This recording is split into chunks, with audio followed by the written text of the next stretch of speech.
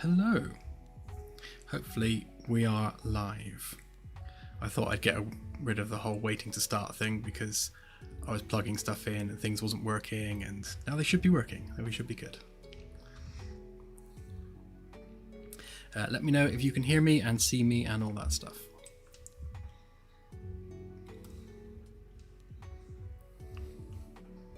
Hurrah!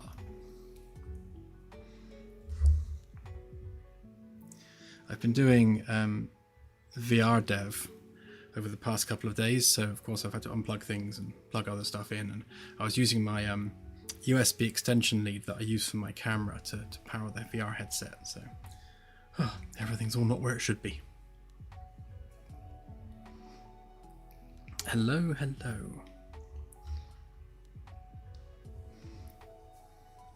So I thought, as an experiment, we'll see whether or not I can actually stream VR. Now, I don't know whether it's going to work or not, but we'll try it. Because I've been trying to get the Meta Horizon Link thing wirelessly, which was working, but I don't know whether it will work on stream. So let me see whether it will. So we should, hang on, let's just put that on. Right, so on my test map, got this set up. So the reason a lot of people were struggling with the VR only working from one eye is, funnily enough, because of this. So I don't know whether this is Quest specific, because I still haven't fixed my index. Yes, the index that I sat on. I still need to fix that. But having the Open Color OCIO plugin enabled, unless it's like enabled, then it stops the Quest from rendering from both screens, and I have no idea why or what's causing it. But yeah, for some reason that's the case. And annoyingly, and again I don't know why this is, but you can't disable that plugin because for some reason MetaHumans requires this. Don't know why. So we have to have it enabled. Now what this does is it changes the color space within the engine.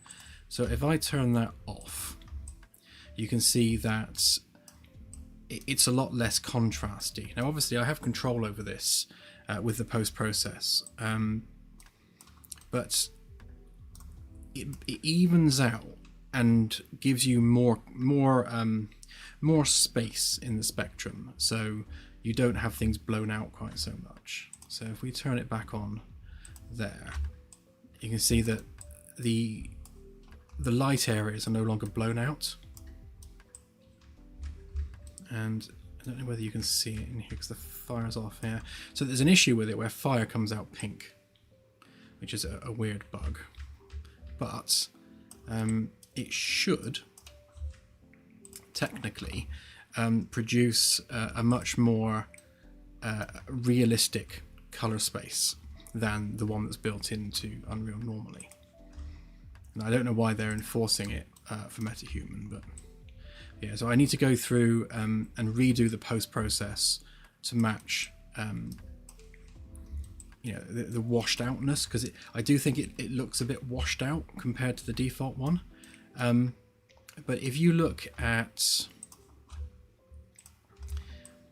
the color of this and the highlights on here, then when I turn it on, you can see that the color pops more on this vase, and this isn't quite so blown out, so that highlight that was on here is more blended in.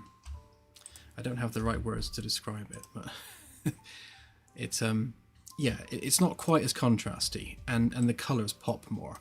So this orange on the reel here pops more in that color space. you can get different profiles for it. So the one I'm using is the punchy one. I only downloaded the Rec 709 and that one. So I need to find some different configs to pull and have test them and see how they look. But yeah, so we're kind of stuck with it. We can't turn it off because otherwise it won't let us use metahumans. But yeah, like there, it's. I think it will look nicer in the long run. Because again, getting rid of that over contrasty look, I think as long as I can give some depth back to it, so it's not quite so misty looking, then I think it will be good. But anyway, let's see whether or not we can get this working in VR on stream. Like, I don't know whether the stream's gonna give me anything. I mean, I guess I can't see what you can see.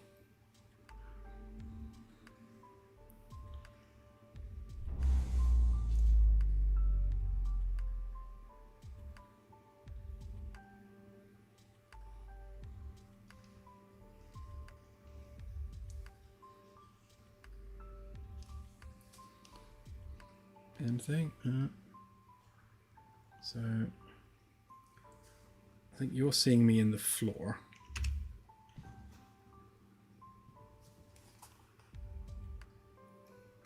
Yeah.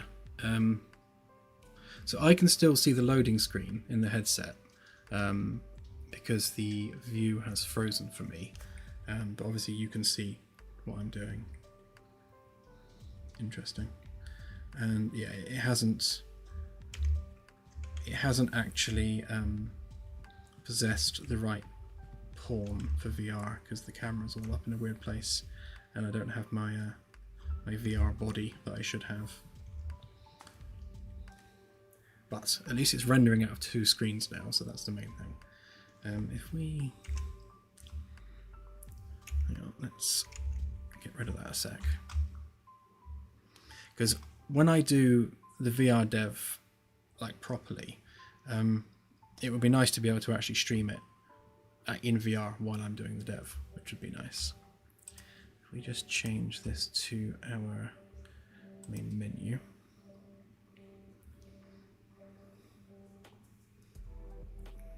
Exactly, Whopper, exactly.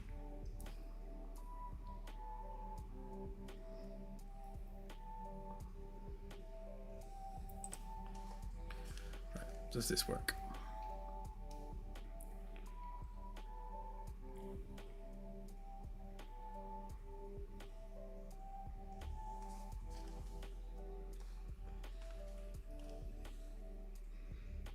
Yeah, it must be an OBS thing because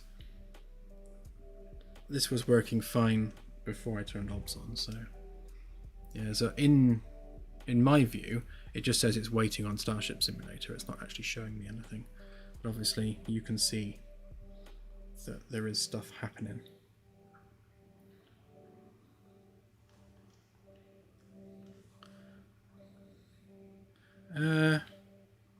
Yeah, given that the image is off to the right, I would assume so. Hang on, let me see whether that works. No. Alright, I will persevere with that and see whether or not we can get it streamable. But the good news is it now works when packaged, so that's a step up. Yeah, showing VR on camera and experiencing VR when you're in the headset are 2 very, very different things. The kind of the shakiness you see when you're recording it doesn't really come through when you're in VR. You don't notice quite so much. I think the brain compensates a fair bit.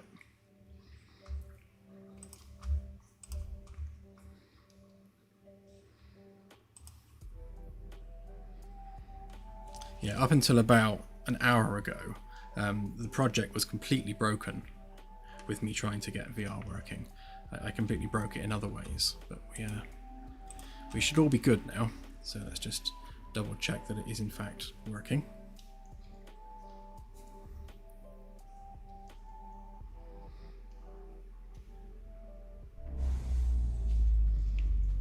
Yeah, that might do the trick.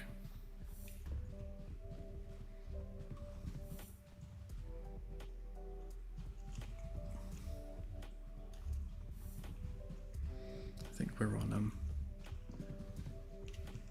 low settings here. Hang on.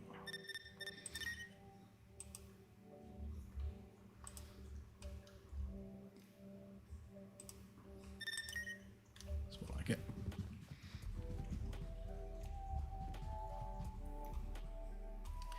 Yeah, so something that this color space does is that Unreal makes all bright lights go white. So you could have a really, really deep red light, but the brighter you make it, the whiter it goes. With I can't remember what it's called now, that the color space that we're using, it stays red. So you can have bright red lights that stay red, which is nice. So that's good.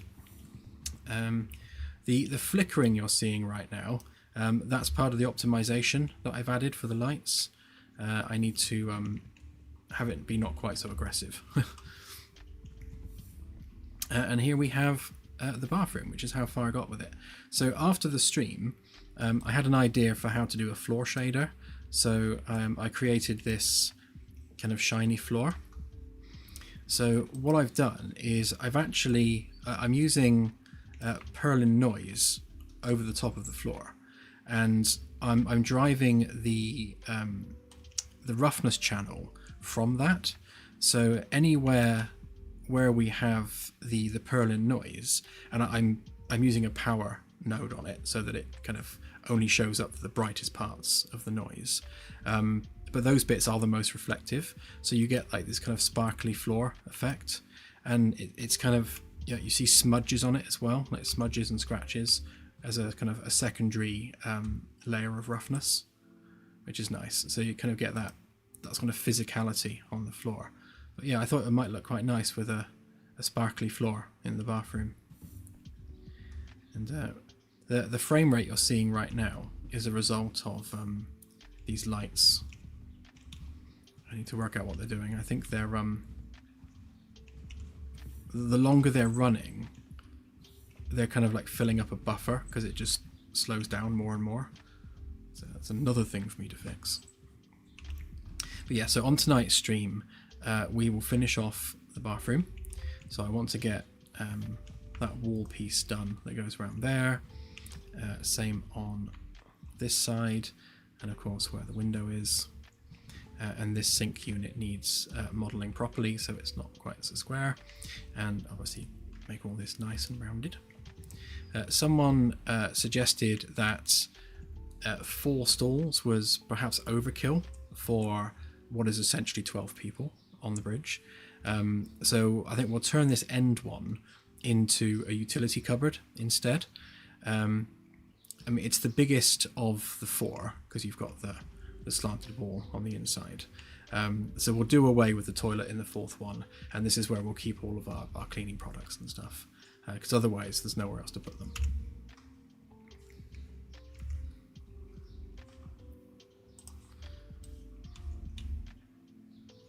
That's better. Got my frame rate back.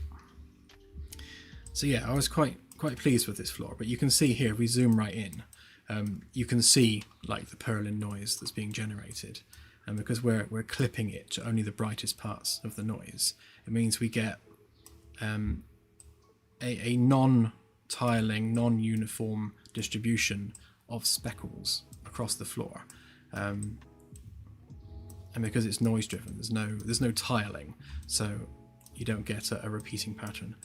If there's one thing that really triggers me in games, it's when I can see a repeating tiled pattern on textures. I kind of really hate that, so I always try and go above and beyond to stop it. But yeah, I was quite pleased with it.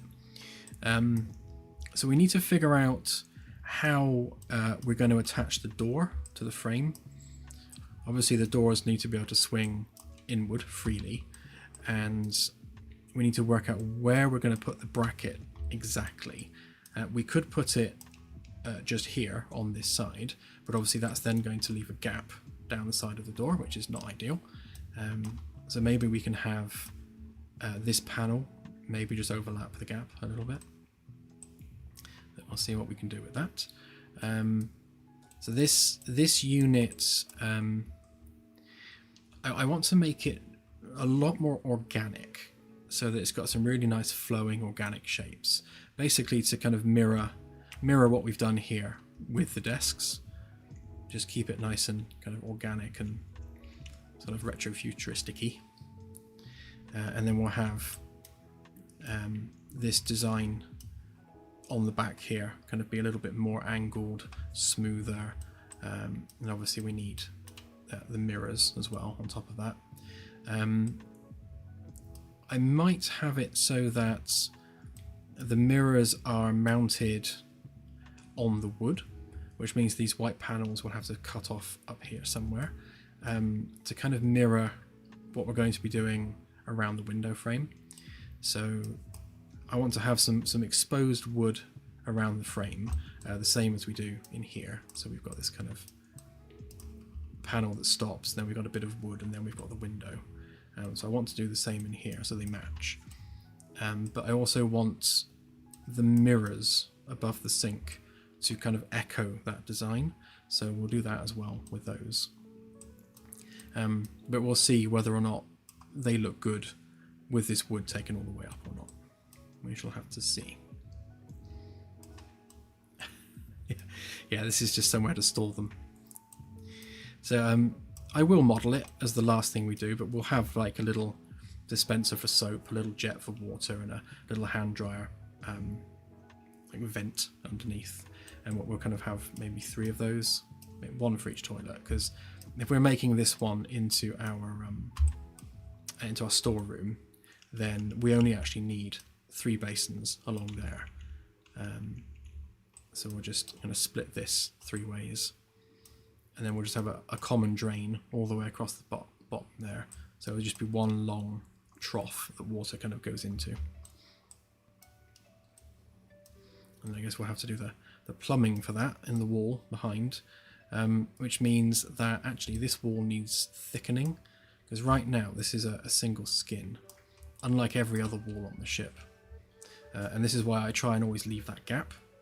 So this is obviously that deck, and if I look at this version, so you can see between every single wall there's that 40 centimeter cavity. So between the lounge and everything, you've got the gap. At the other end, between the bridge, you've got the same gap, and all down the walls you've got the gap. Obviously we put the doors in there to give them somewhere to slide. But when it comes to the gap between the conference room and the bathroom, I only put in a single metal frame, because I didn't think we'd need that extra cavity. So I need to thicken that out so that we have room enough for all the utilities running through the wall, so that we can pipe that down. It does mean that the conference room is going to have to get a little bit shorter, but that's fine, because the exterior panels don't quite line up with the interior ones anyway, so it's not going to be the end of the world just to move that wall inward by 1/2 meter, and that gives us that cavity that we need. So the conference room will also need a bit of adjustment. But there's a couple of bugs we have on the tracker that have been there for ages with regards to like the table not turning off when you remove power. And I've not been able to fix it because the table's part of the floor. So if we're moving that wall over, then I can fix that while we're at it. So we can fix a few things at the same time.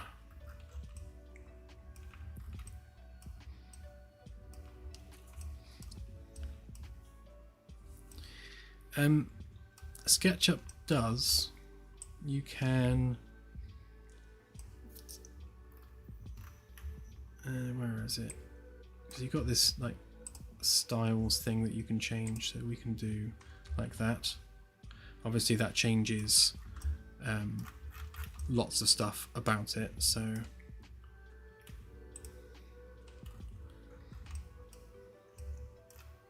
not all of them are particularly usable.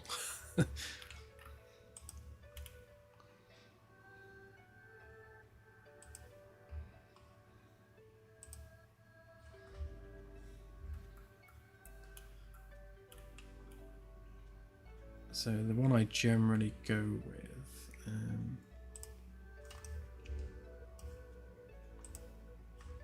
because we don't need a sky or anything.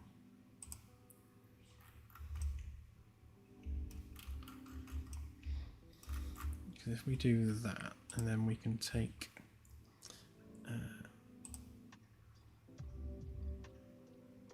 take our background and make that a different color. So we can do something like that. But the window itself doesn't have a dark mode.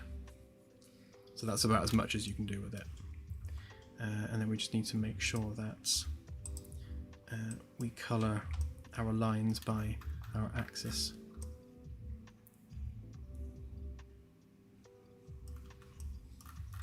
It's the best I can do, I'm afraid.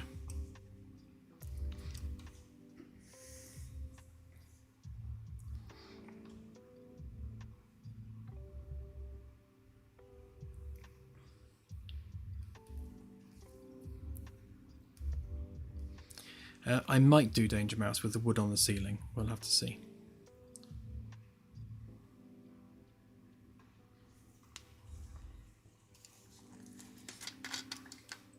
Hey Max, good to see you, even if it's fleeting.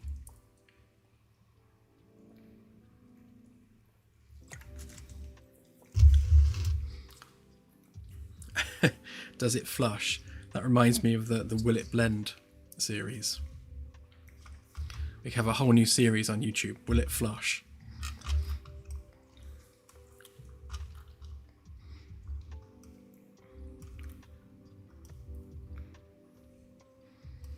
Okay, well, I guess the first job today, I guess if we get this curve done here, then that's kind of one of the more annoying jobs dealt with, and we can copy paste one to the other side because it's the same gap away from the wall and the same curve, so we can kind of kill two birds there.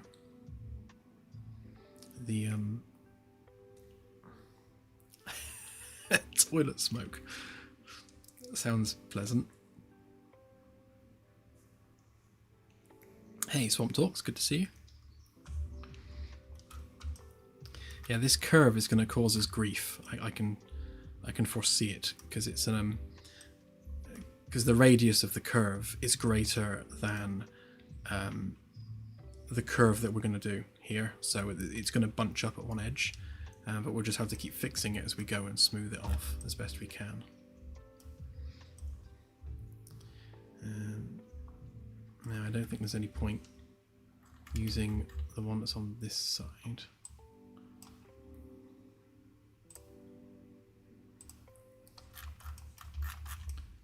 Which would be over here. So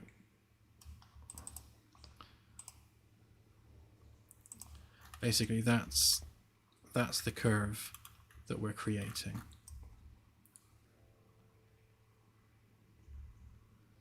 I mean, I suppose I could try and cheese it a little bit rather than following the contour, because that should be exactly the same curve that's over on the other side. Because what we've done there is we've just followed the shape of the edge. I'll try it and see, but I think this curve might be wider than the other one, and we could maybe just not have that curve quite so wide, which would sidestep the problem. Don't know. Let's have a look and see whether or not we need to do that. So first we'll grab our path.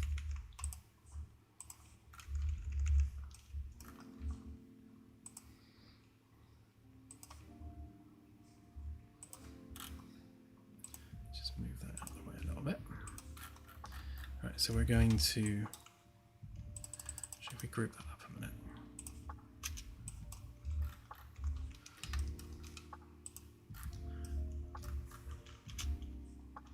Certainly don't need that end.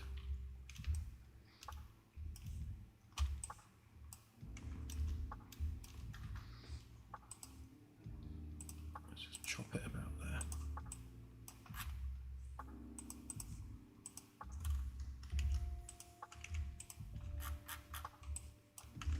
Okay, yeah, so there's our path that we're going to follow. So basically, we're going to take all of these edge profiles and make them follow that path all the way down. So I guess if we start with this one, then we'll see how terribly it lines up.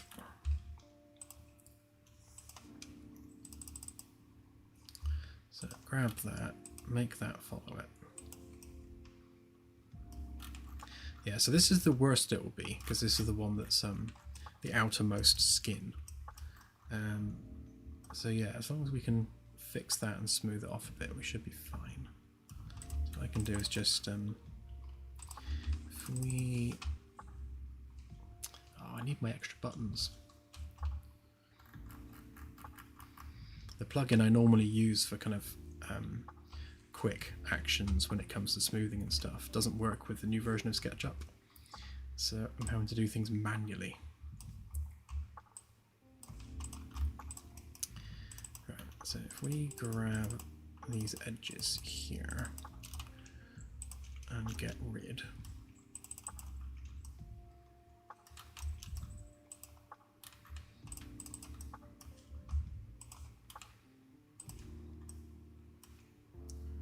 maybe just join that across there.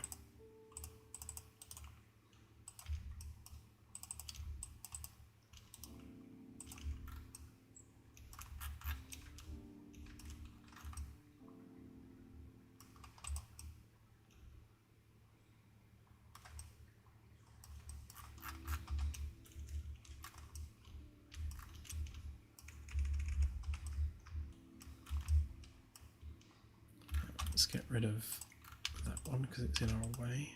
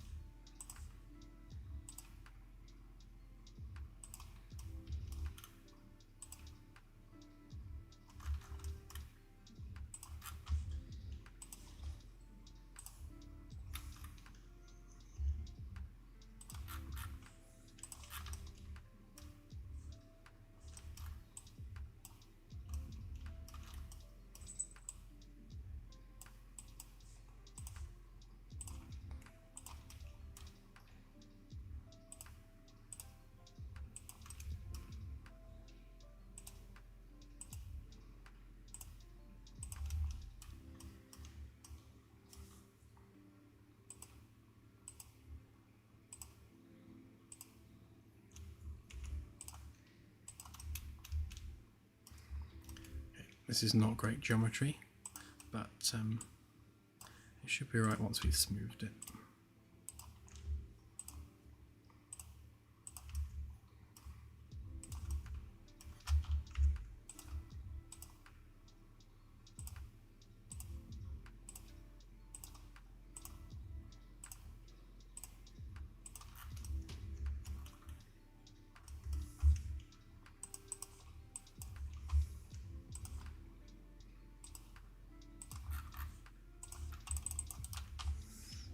Okay, and then we can just try and just even this out a little bit.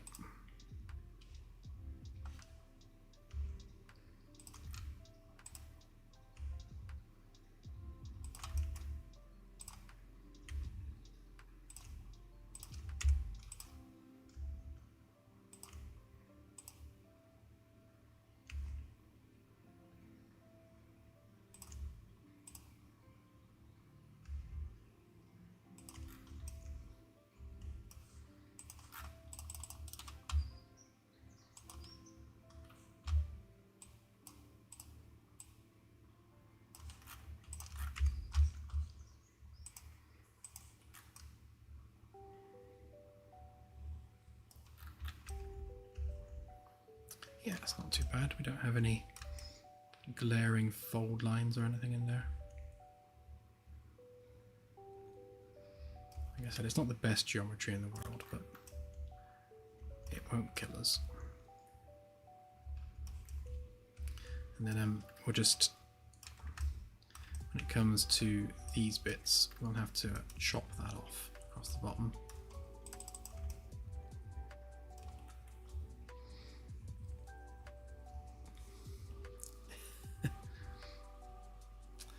Oh yes, how I love UIs.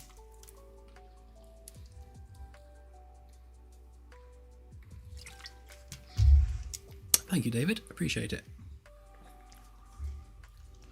Yeah, I do love schematics. So a t-shirt celebrating Starship schematics is always a winner. Right, so if we component this up, then we can edit that in isolation and make it a much cleaner model.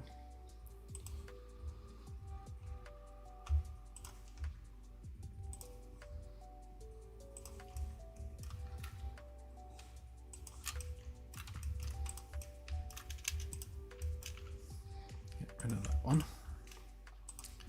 Put that one in its place.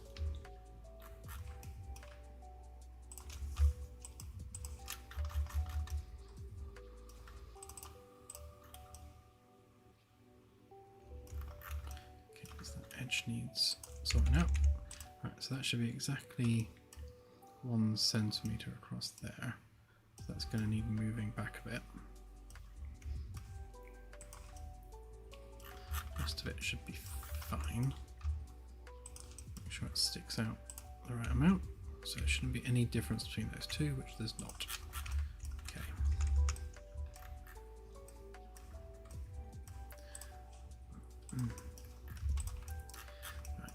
Tidy that up.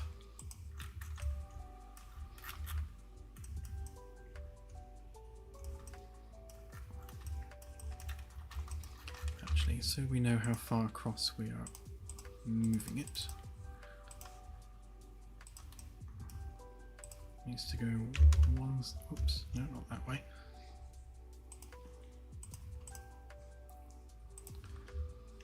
One centimeter that way.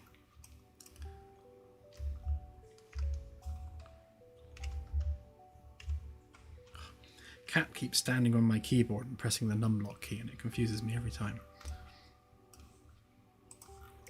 Right, so we need to move that edge all the way back to be in line with that. We'll do it from over here.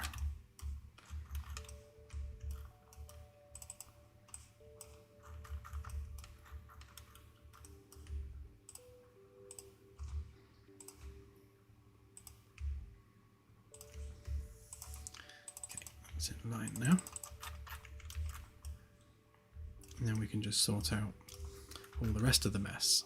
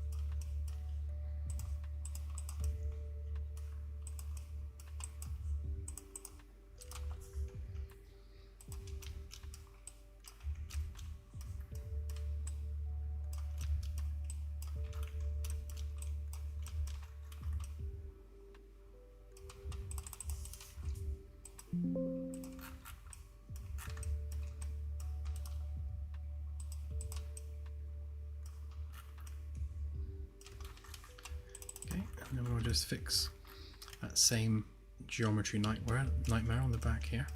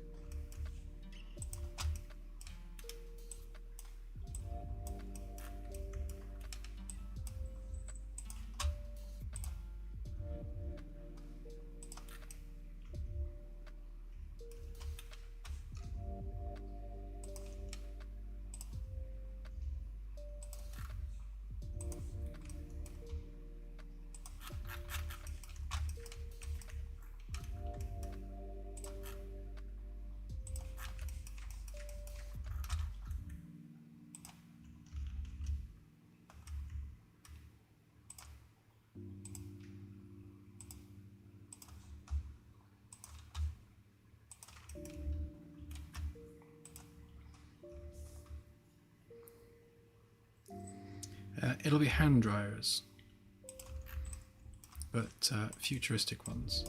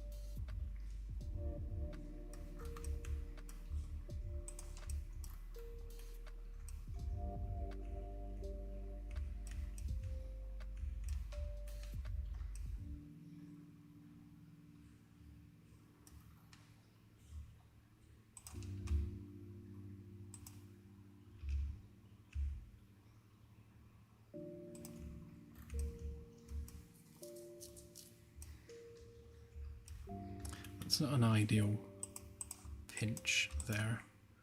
Just trying to not have too much geometry converging in one point.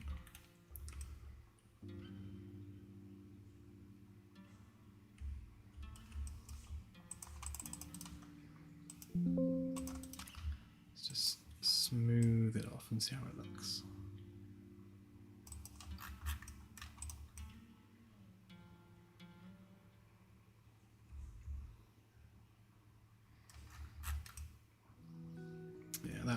That little bit of light there being kind of pulled to that point is because of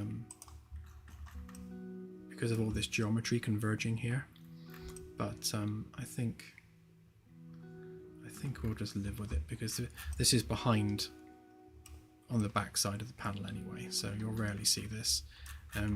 Obviously in the future these panels are all going to be destructible, so we'll be ripping holes in them and kind of tearing bits off and making them more damaged. So we'll just make sure we damage that corner when we come to do that.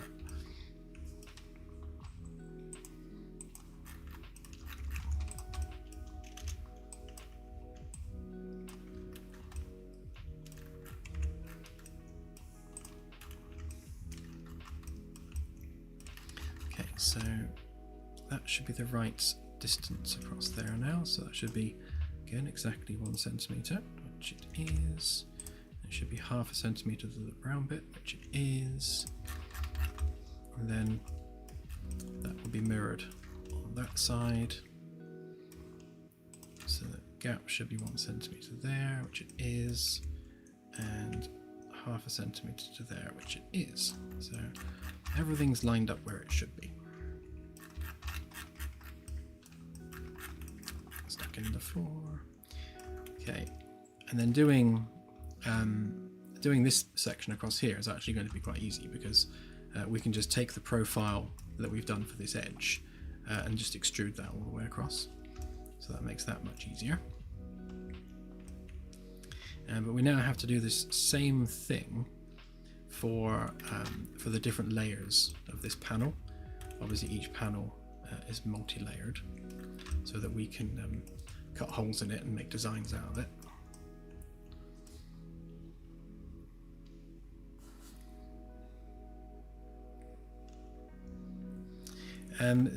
The hand dryers are actually under here.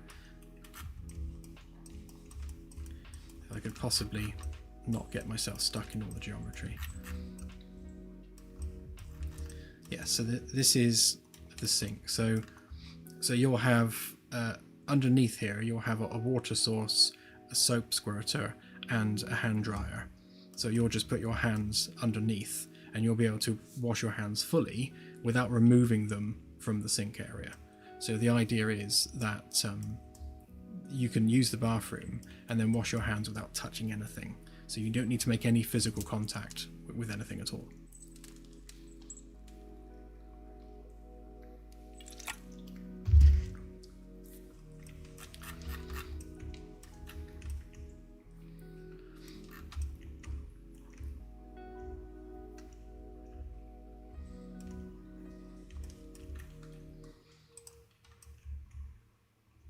Just noticed actually we've deleted the interior thing we had there, so I'm just going to copy this, and if we do a bunch of undos,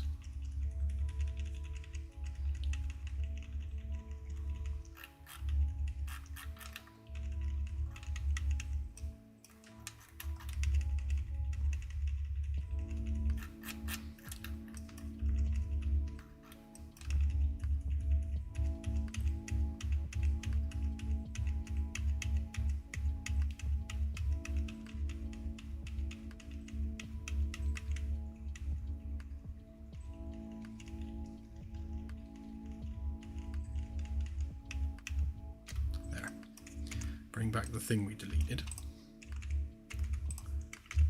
and then we can paste the one we finished on top.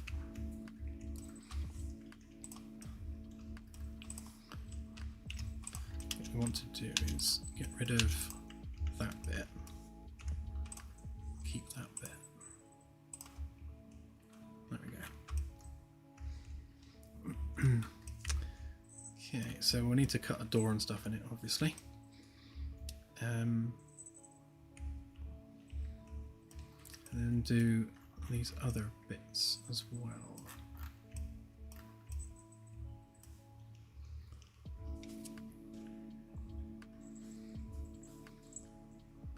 Yeah, we can make it your office if you want, Delta. That's not a problem.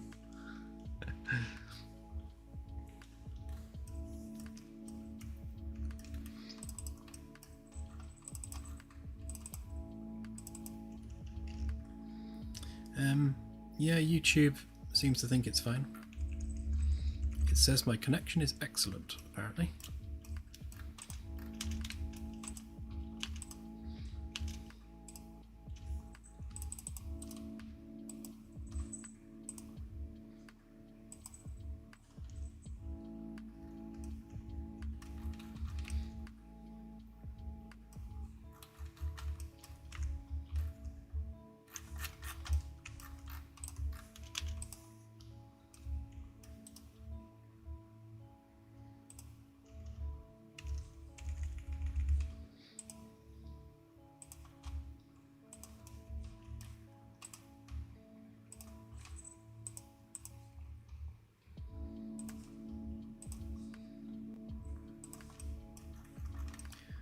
this one back where it should be a minute.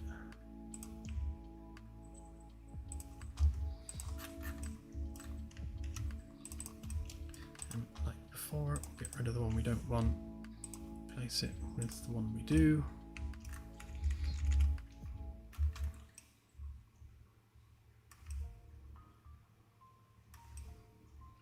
Okay.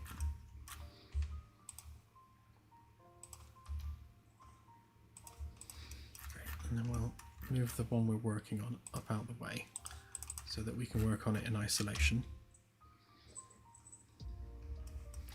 And then we'll also grab a copy of that path again, so we're working from the same curve.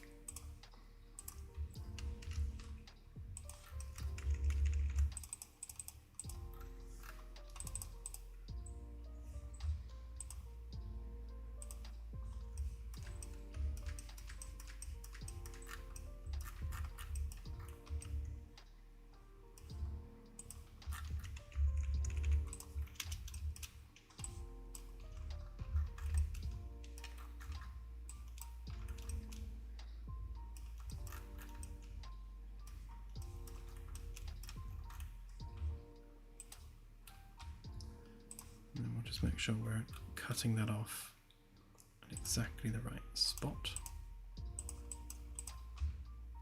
because we want the beginning of the mesh to align to this.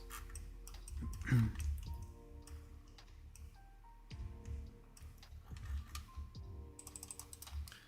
just group that one up.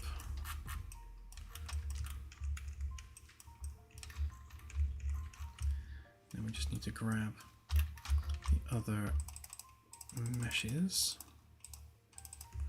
So there's that one.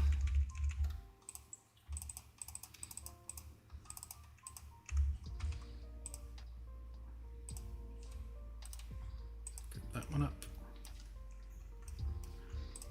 And then there's that one.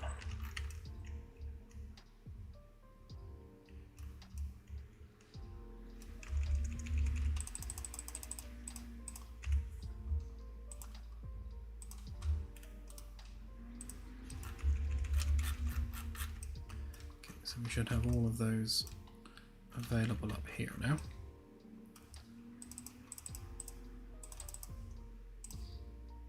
And we'll just line them up so that they're all together. Now we can extrude them.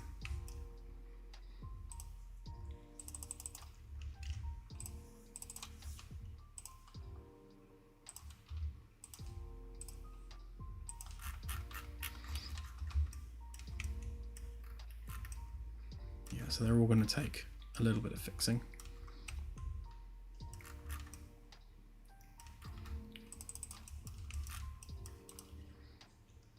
Although, given that these are the back face ones, we can probably get away with it a little bit.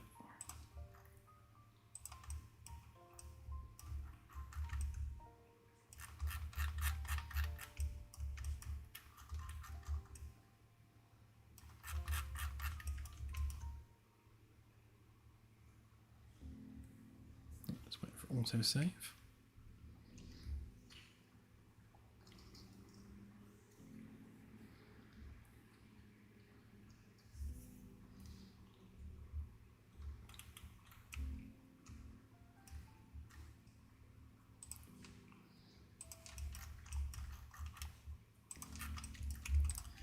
Right, let's just component this up a minute so that we can move it out the way. No, that was the wrong one.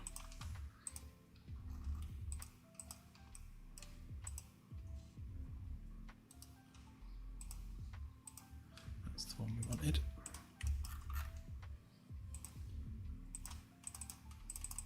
Let's see what we're doing then.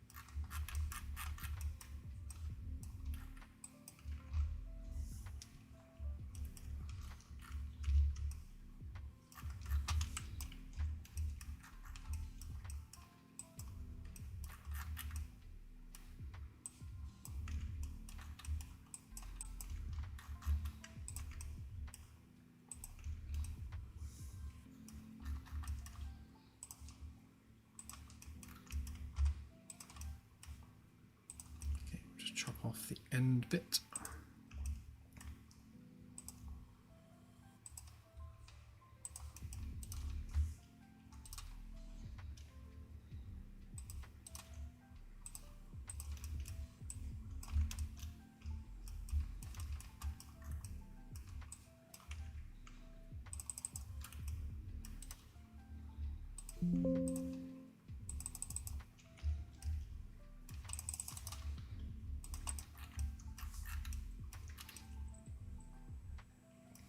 Okay, so I'm going to ignore these little bits for now, because it's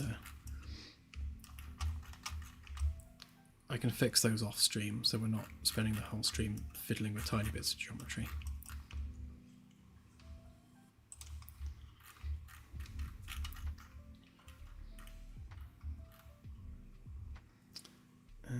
We want our solid colours, and that's our charcoal one.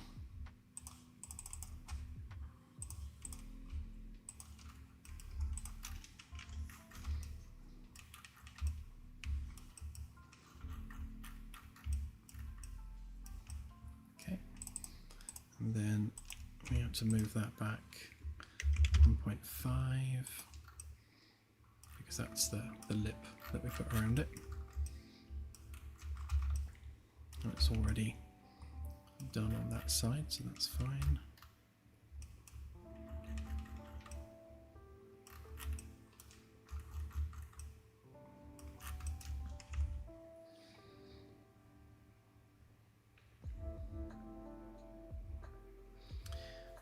All the planets are 1-to-1 scale.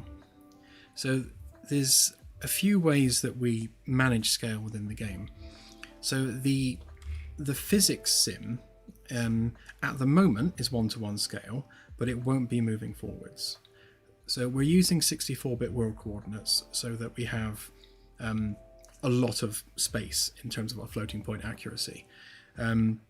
We're using origin rebasing that we've built ourselves for the galactic space.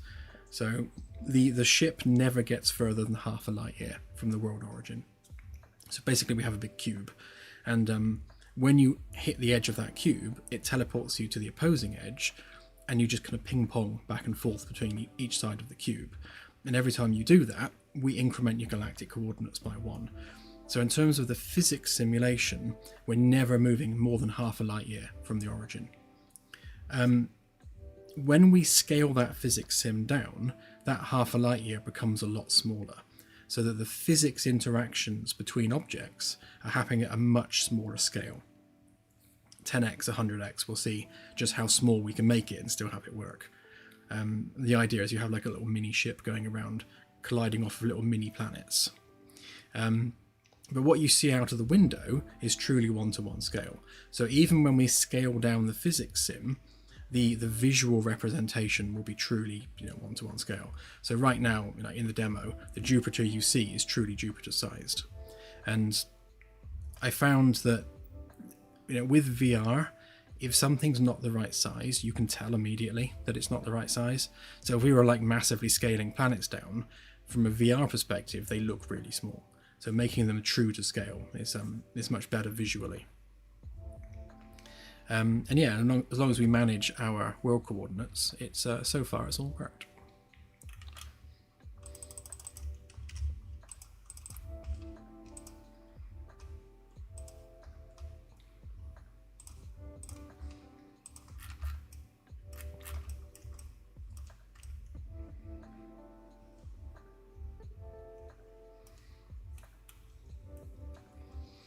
Yeah, space is the thing that's moving.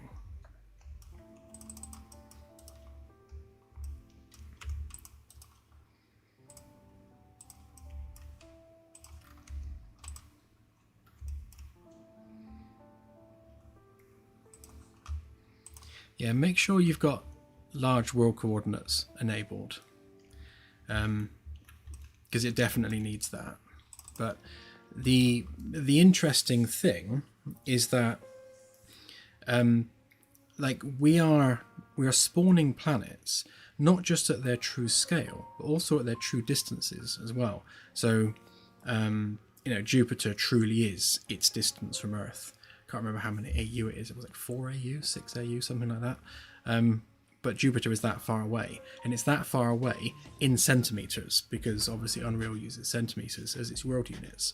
So the large world coordinates does all the heavy lifting there.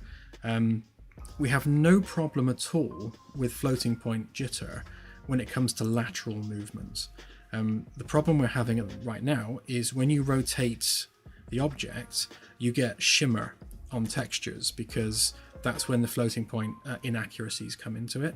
But that's only because all the planets in the star system are all anchored to a single point in space at which itself is rotating. So they're all connected to this shared berry center, I suppose, in the center of the system. And that's the thing we're moving around, and that's the thing we're rotating. But of course, because we're rotating these planets with multiple AUs of offset, then and then we are offsetting that vector depending on where the ship is, because again, space is moving, not the ship. So we need to place things in space and rotate things in space from the perspective of the ship's location. That rotation, because the point of rotation is several AU away, causes floating point jitter. In the new system I've built, each object manages its own location purely using arithmetic. So it's not attached to an anchor point that we're rotating. It's managing its position in space purely through math. So it doesn't have that problem anymore. I just haven't rolled that out to planets yet. We've tested it on potatoes, and it works on potatoes fine.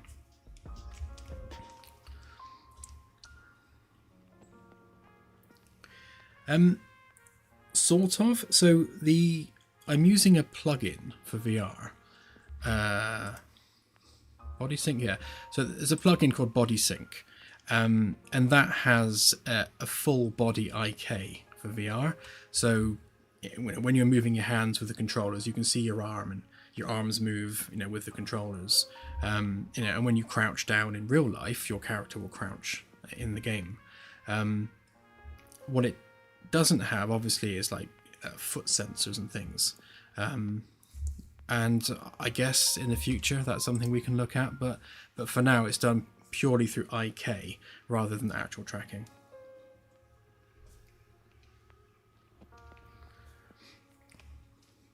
Well, being British, I should say maths, because we call it maths here in England. But yeah, I tend to also just say math because it's quicker. It avoids the whole awkward bit.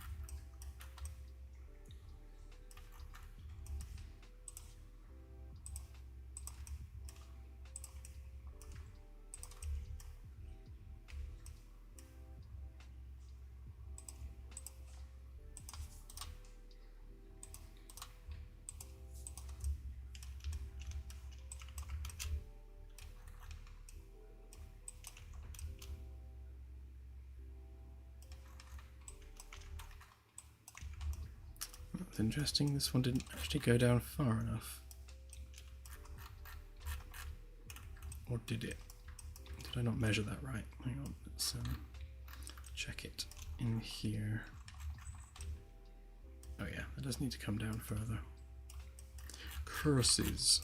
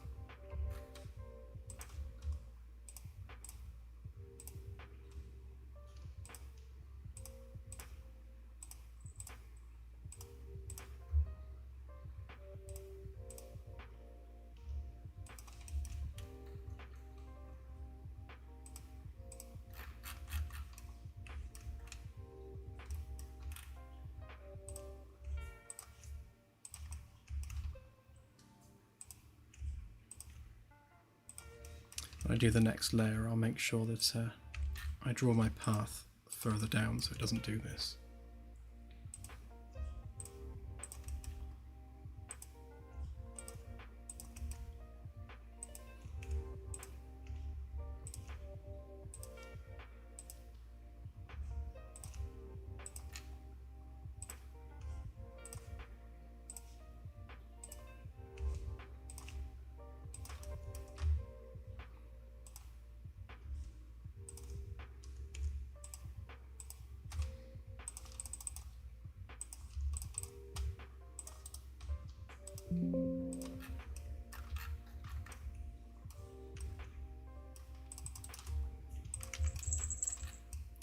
That's better.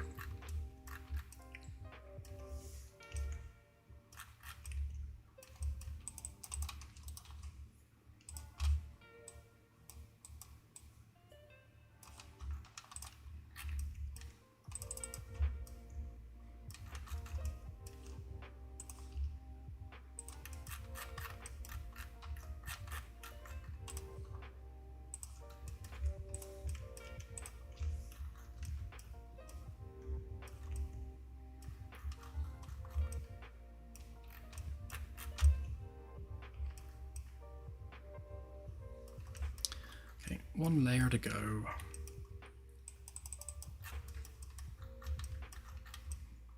Oh, I see what happened. Yeah, so that didn't go down far enough, so we'll have it go down a bit further, just so that we don't have to redraw edges.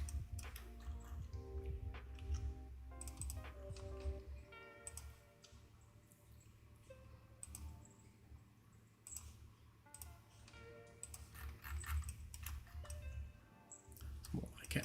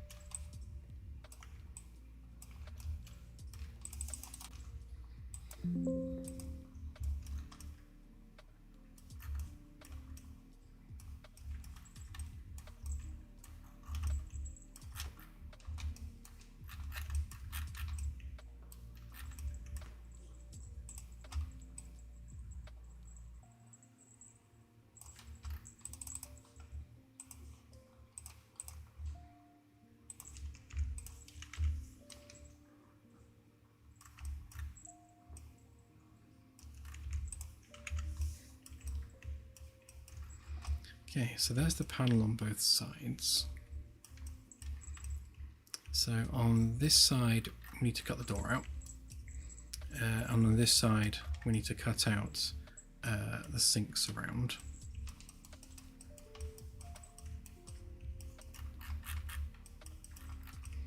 And then on this side, we need to cut out the window.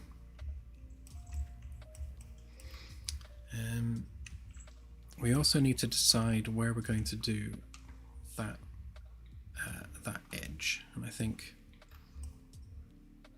it's probably easier, and I might have already measured this, is to do the same same gap there and just mirror it across. That's 301248. Not quite the same.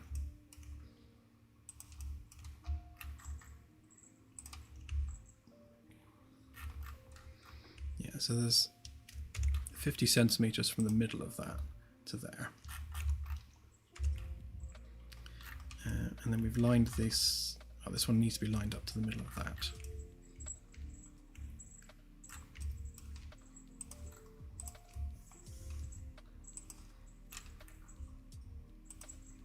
Let's just grab our midpoint. Make sure that's aligned on there.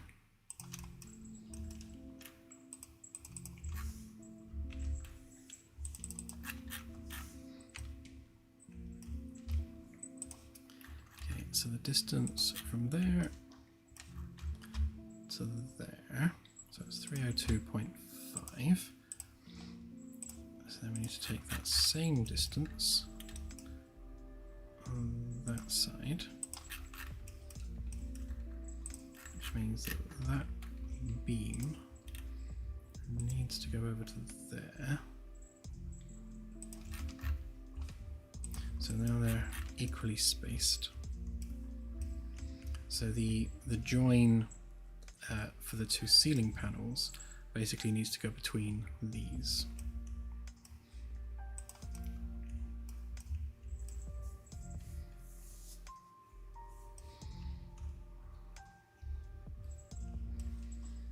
When it comes to this end wall, I was going to curve these corners and have that bit curved at the top as well, but the only way I can realistically accomplish that is by moving all of these over, and if I do that, then we won't have enough room for a door on this side, because this would have to move over to at least there. So it means we'd have to make this much room on this side.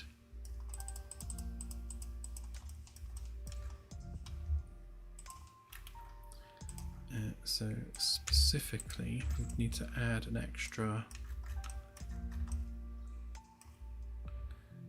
45 centimeters. Yeah, so we'd have to move every single one of these across 45.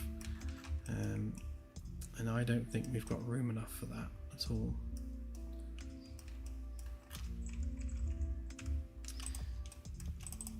Okay, so that needs to be made unique. And all of these also need to be made unique because I need to cut holes in them.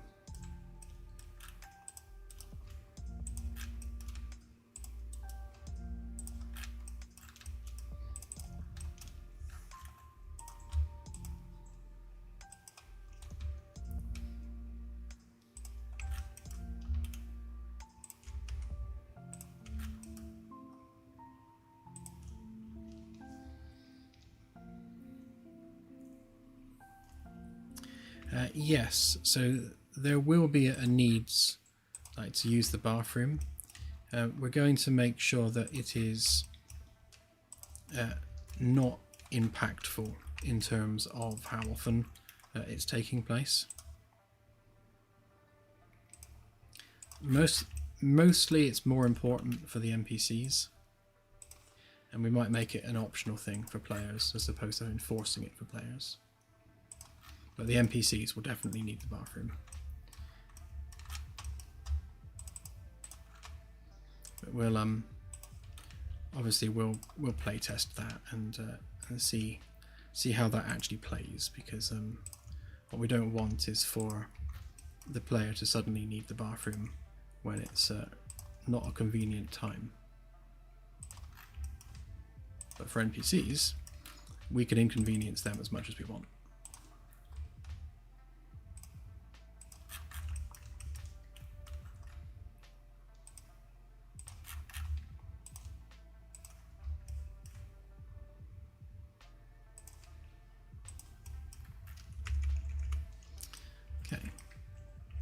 Yeah, so if we wanted to curve the other end, this frame would have to move over to like there, and as we're already eating into the curve, so we've got at most 13 centimeters that we could move that across, so it's just not enough room, sadly.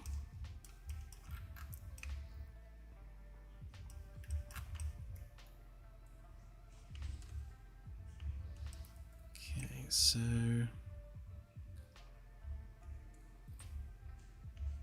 that's that end, that's that end.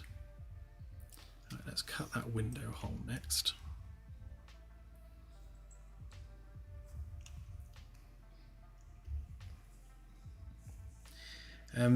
The NPCs on the bridge will go autonomously, so we don't want the player to have to get involved in the daily routines of the NPCs. So as much as we are kind of creating the Sims in space, or like RimWorld in space, we don't want you to have like micromanagement over the NPCs. So unlike the Sims, they'll be fully autonomous. You won't need to tell them to do stuff. In fact, there won't be any way to tell them to do stuff, on that level. So if they need the bathroom, they will just go to the bathroom, but there will be caveats to that. So if the ship is at red alert, for example, then in their logic, that will take precedence. So if you're in the middle of combat, if something's happening on the bridge, they will, put back going to the bathroom until such a time as there isn't something critical happening on the bridge. So they won't just suddenly get up and abandon you in the middle of a firefight. Funny though that would be.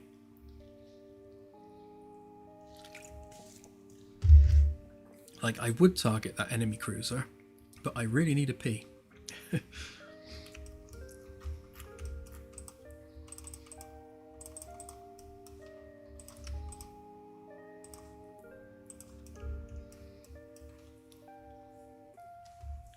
Yeah, little starship people, exactly.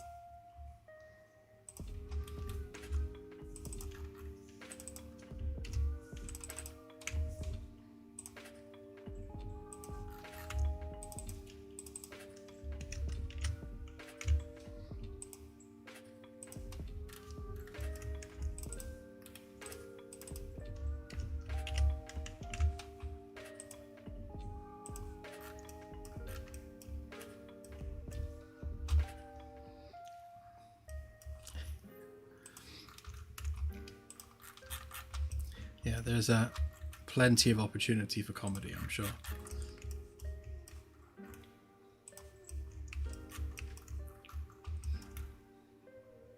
We definitely want a balance there with the game. As much as we are hard sci-fi, I would like definitely like a sprinkling of comedy in there. I don't want us to take it too seriously.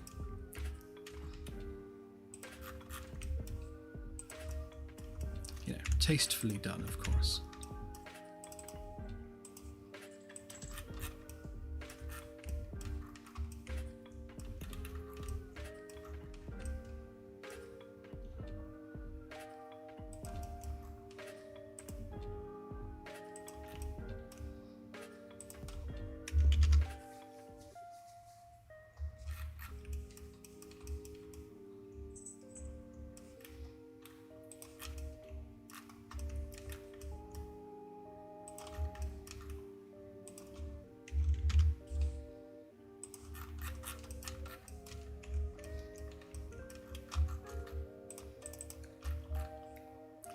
Yeah, I actually started preferring the Orville when the comedy wasn't quite so a focus.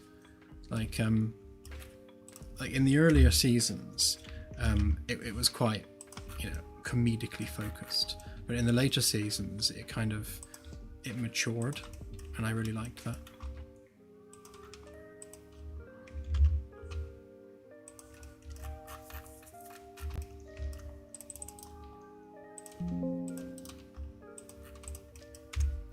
Right, that was nice and easy. Okay, so there's our end wall. So we just need to punch some holes through that for the window.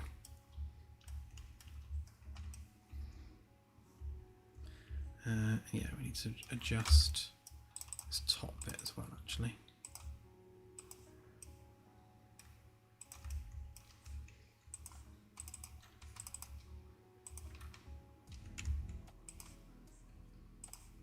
Not quite sure by how much yet, so let's just move all the layers over.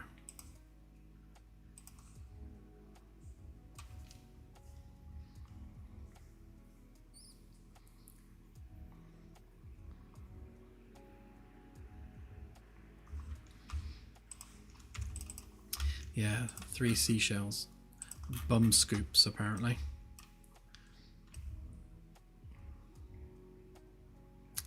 Oh, that's awkward.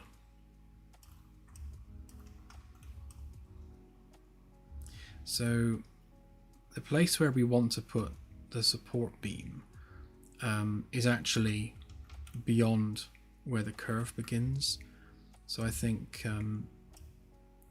what we'll do is move it, because we're not having a curved wall at this end. So this face across here is just going to be flat.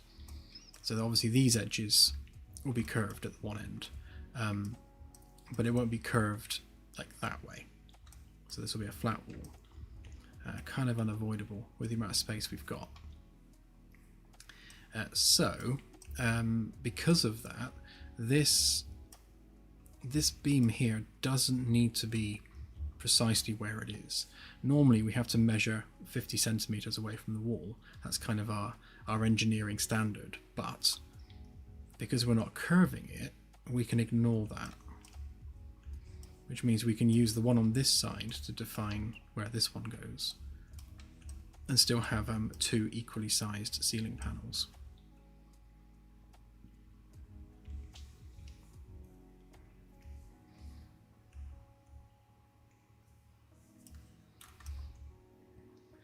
Yeah, the only other thing we could do to maybe smooth this wall off slightly is curve that panel there.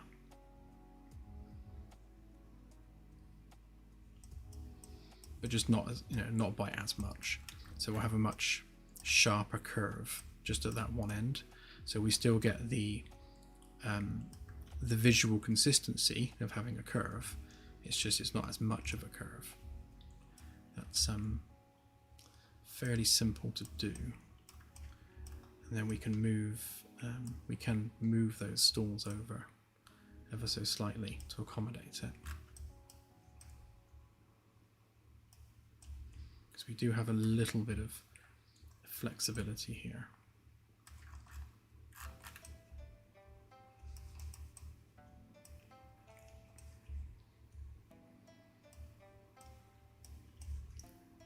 Okay, I think I will do that. So if we move the stalls over, not by much, just a few inches, then we can move this door over a little bit. Again, just by a few inches. And that gives us a bit more room to be able to curve that edge there. So that panel can curve all the way up. And bolt onto the brackets that we have.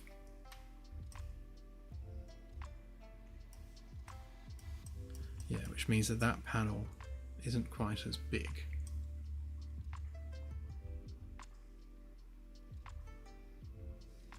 And then the door frame panel can just curve at the top, same way that this one does, just to a lesser extent. And then we've got a much nicer sort of termination at the end of the room, rather than just having it be flat. Gives us a bit more room for making it ornate and lovely.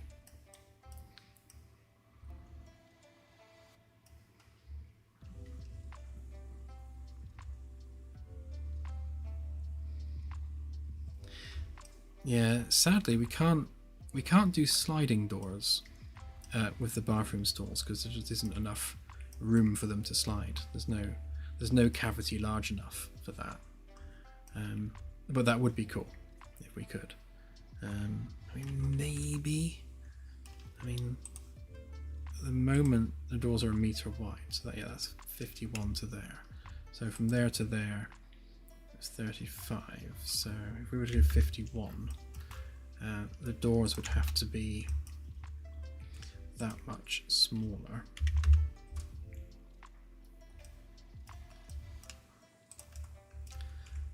So to make them slide, the doors would have to be 73 centimetres across, which is doable. They're going to be quite a bit narrower than what they are now, but we could have them slide into that cavity and just stop there. That would fit.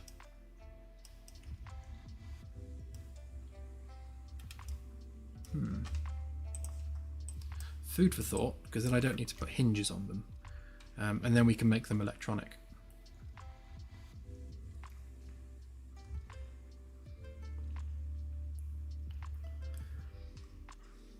Yeah, I'm not a fan of the roll-up idea.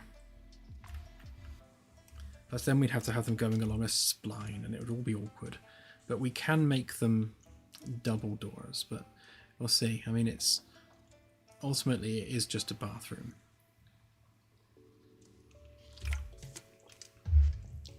It's good to have something different on the ship to all the rest of the ship.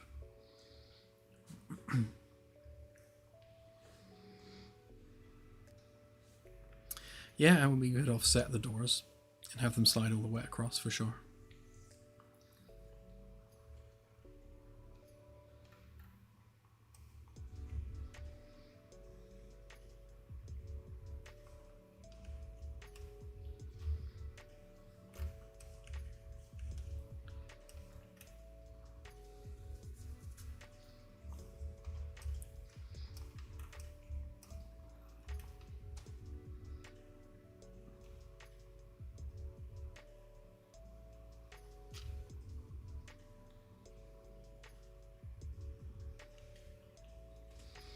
Fair point, CSI. I'd have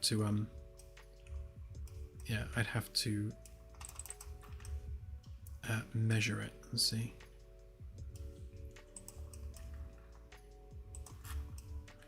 Right, so I want to turn this into a flat plane.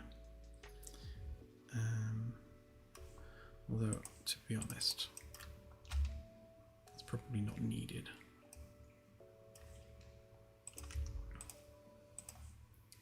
I just group that up a minute. See where that's actually lined up to. So that's, yes, that's the outer bit. So we don't necessarily want that bit. We want the inner bit.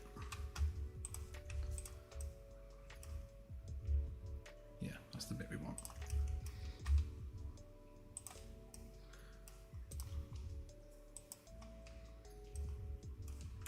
Oh yeah, I needed to fix this as well because where I've done the diagonal groove, it hasn't done it around the top, so it's kind of botched it. So I need to fix that. It's always something.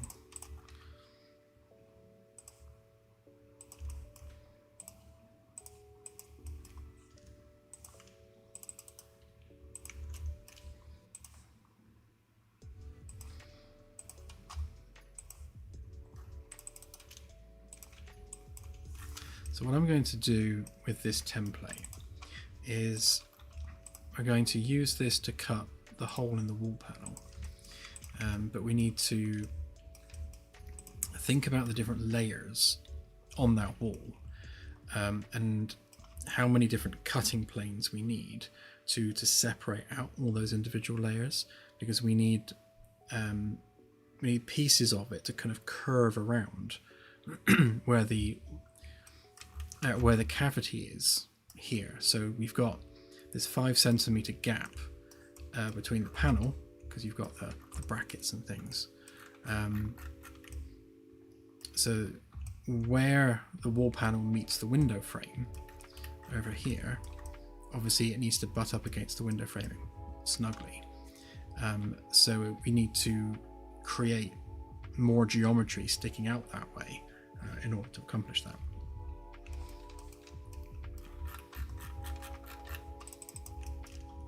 So we've got that. So we'll take that as our what will become the outermost layer. And if we grab that, it should already be a unique component. Right, and then we'll copy these out of the way. Like that.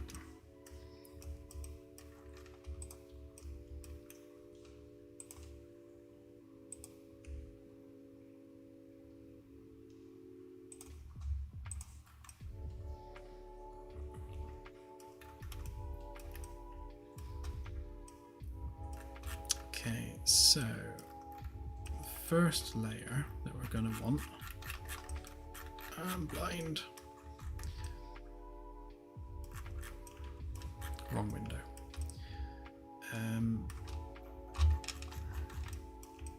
So we need to make sure that we step back enough so that the rubber bit goes against the outer edge of this lip. And we know that that's going to actually go back a bit further as well once we round it off. So right now that's 1 whole centimeter. So we'll probably step it back about 1.4 from there. Which means that nothing can go beyond that.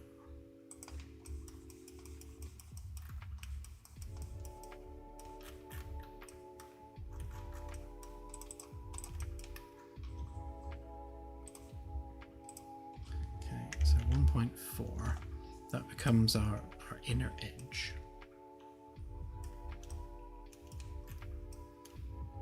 And then beyond that, we get rid of that.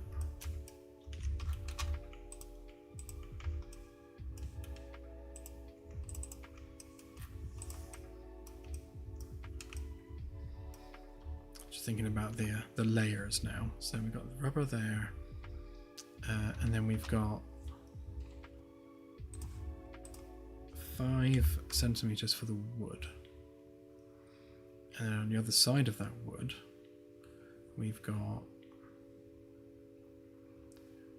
another 0.5 for the rubber bit that goes around it,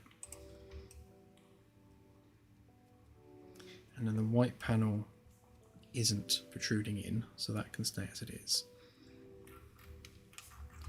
Okay, get rid of these faces that we don't want.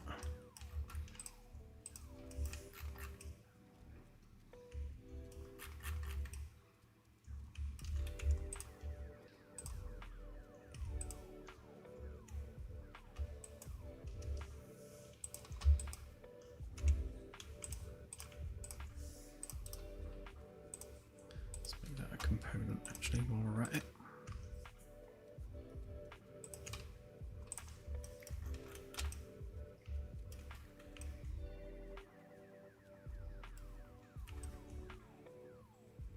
Okay, so the first one then would be this one, which will be on this face here.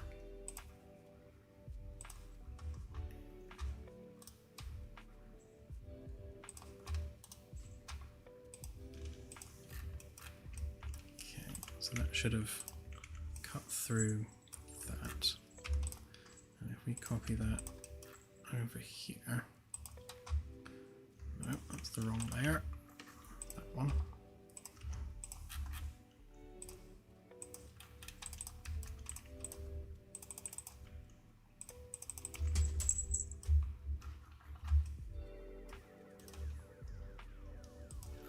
Okay, so that's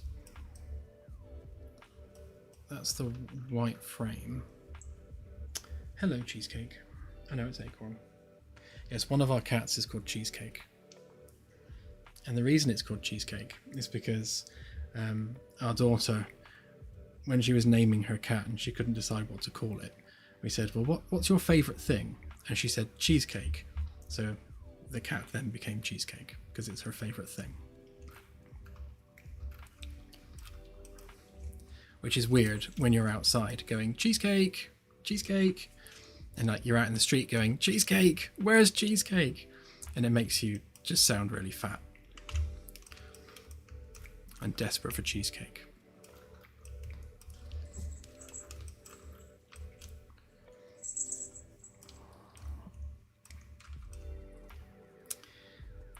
So we want to cut back this layer an extra centimetre from that layer.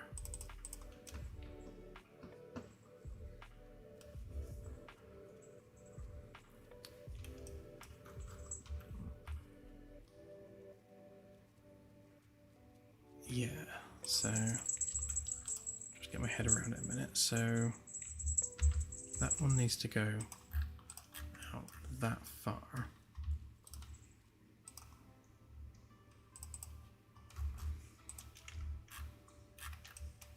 Get rid of the excess faces.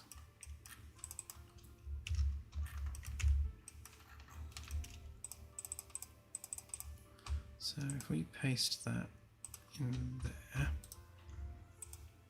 and intersect it, and then we can copy that out the way.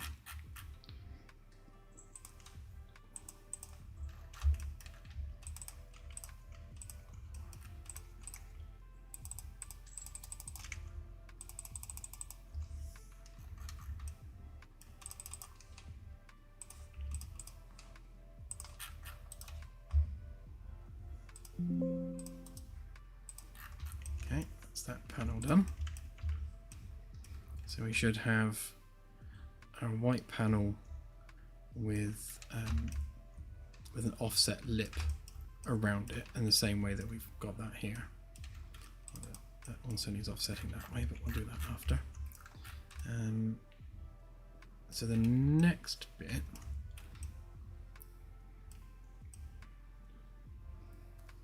this is where it gets slightly complicated because we have to we also have to intersect these with the ship framework, because obviously they need to line up and butt against this inner wall.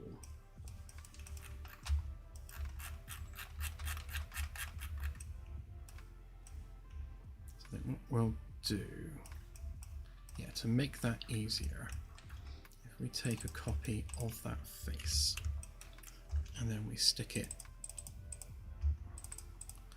on that layer there.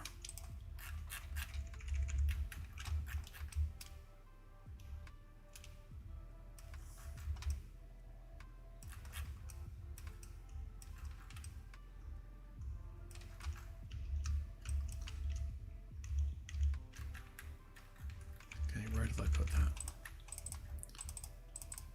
That one.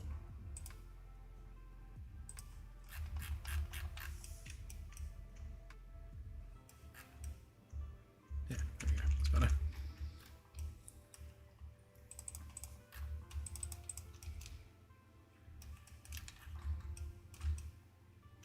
Yeah, so we need to basically cut these to the contour of that face there.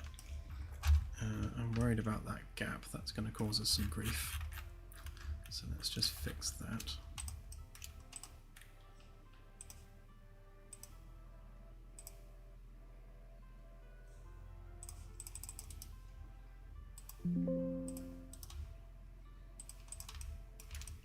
That's more like it.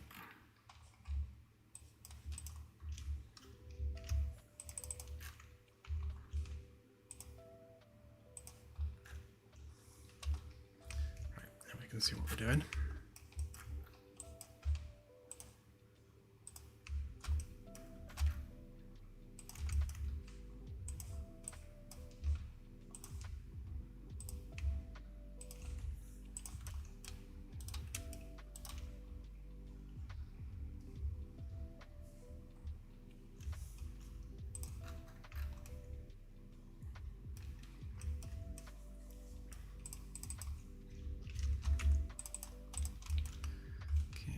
if we paste that there,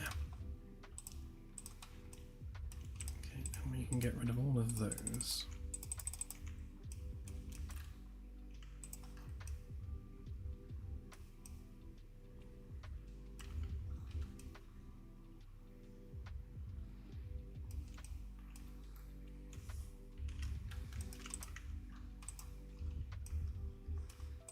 Which one didn't it do? The inner edge, okay.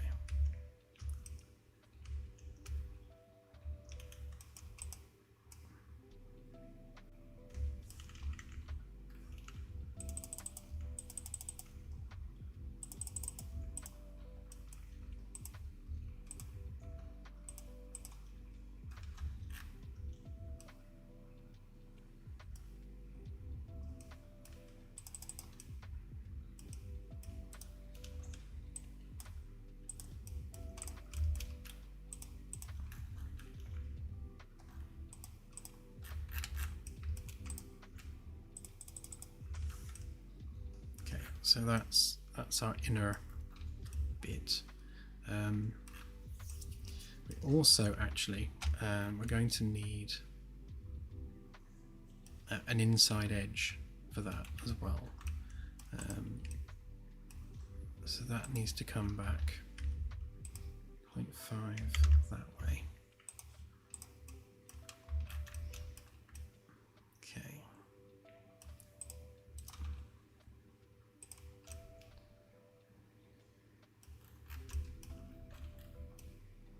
Because what we're basically building is a wooden section which goes up to the window frame but is backed by this layer of rubber.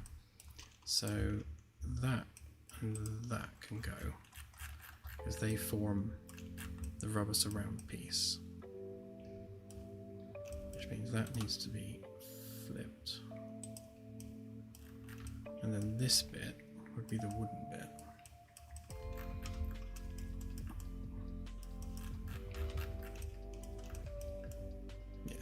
This bit always confuses me when I'm doing it. Right, so when cutting, it means we need that bit there. And that bit there. Yeah, so that, and that. So if we copy those, and we pop them on that layer.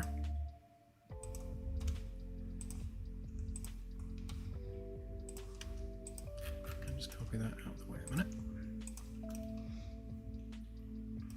Oh, and of course we also need the inner, the inner edge, which is that bit.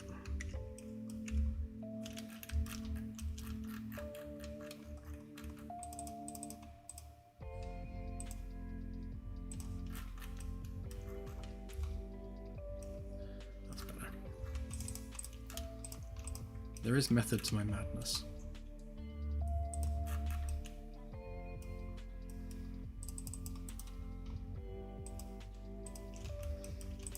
Okay, so we should be able to delete that bit. Ideally, we didn't want that to do that. We needed that to pick up that edge. Yeah, I'll have to redraw that face, but that's fine.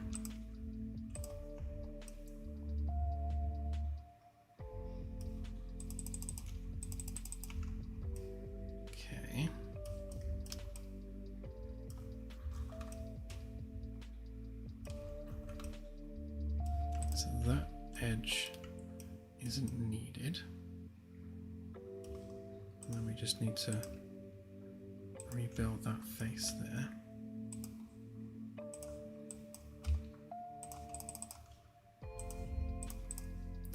Right, if I've done this right, and that's never always a guarantee, then what we should end up with is the wooden insert that goes into the window frame, and then the rubber bit should wrap around it exactly.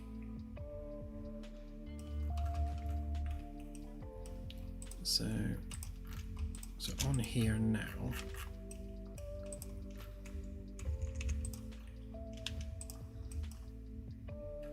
so we don't want the inner edge anymore. We only want the outside bit, so that can go.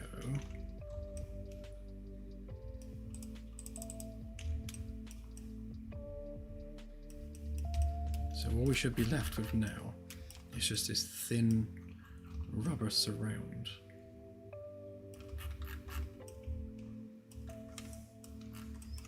Okay, so we should be able to uplift the whole thing, pop it onto there,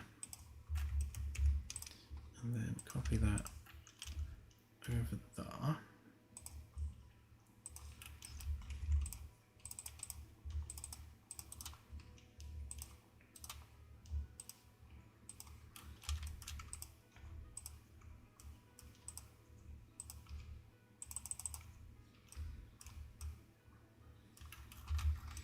And that gives us our kind of bit that goes around that bit. Just need to remove bits of geometry that are redundant.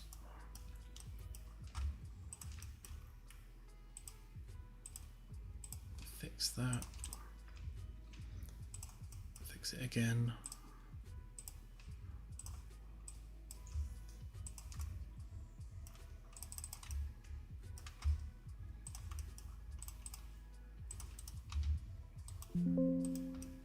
Okay,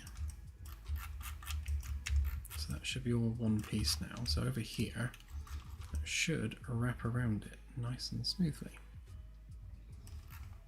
And then we also have our white panel with our little inset bit around the outside to give it that bit of depth. So when we start smoothing all that off, we should end up with a cohesive looking panel.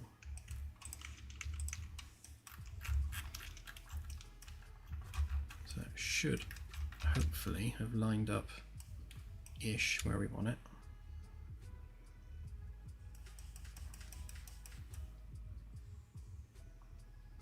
Oh, I'm going to offset that a bit more because I've taken that in, haven't I, rather than out.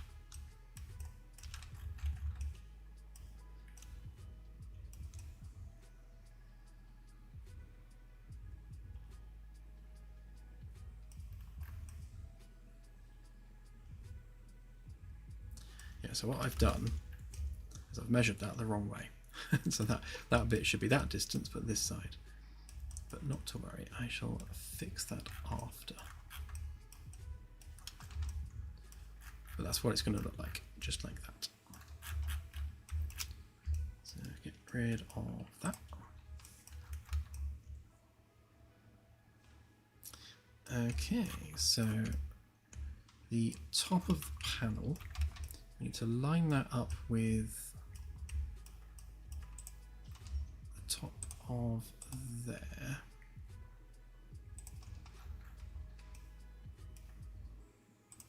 So if we just line that up with the bottom of that curve, so before the geometry starts curving in, we'll just put the support beam there, which means we need to measure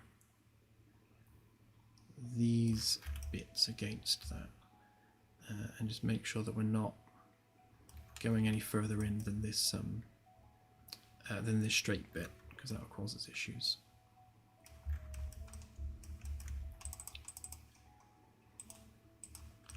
Okay, so layer by layer, that can go to there, and then 1.25, that'll be in the middle of the beam.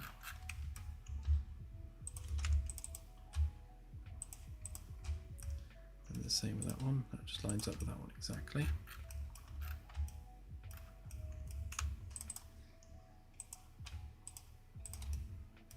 Okay, so this one needs to go back 1.25, which takes us, yeah, just a little bit beyond that. So we're going to have a bit more room.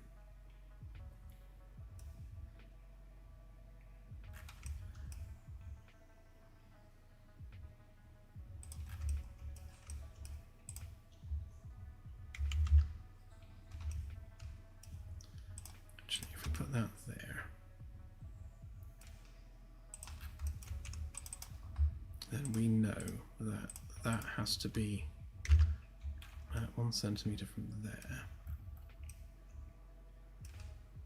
which means that needs to be 0.5 that way, and that also needs to be 0.5 that way. Oh. And then autosave wants to do its thing.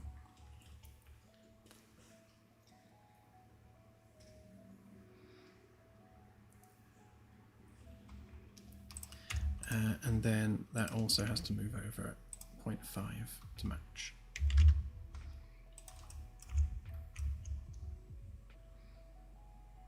Okay, so that's pretty much as far as that's possible to go over without it starting to sort of get caught up in its own curvature. I shall have a look, Delta.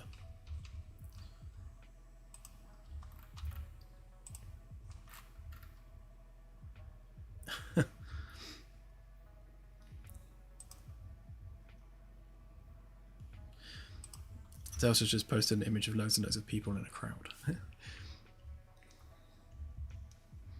Yeah, you want that scene from the Orville where the guy's out there cleaning. But this is why the window is in the sink area and not inside the actual bathroom stalls. They will have no windows. I wouldn't be bothered with someone watching me wash my hands.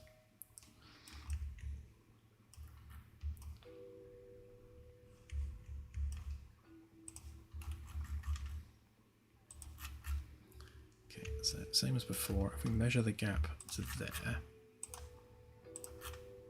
then we want that exact same gap on that side. So that needs to move over a bit to there.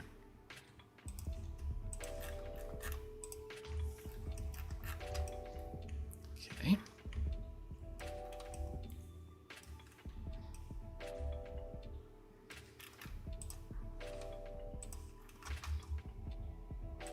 That's also supposed to be there. Okay, so if this panel, again, has just a bit of a curve on the edge of it, then that can just butt up against that edge. The same on this side, which means we have a little curve on the top of this panel that will have the door frame.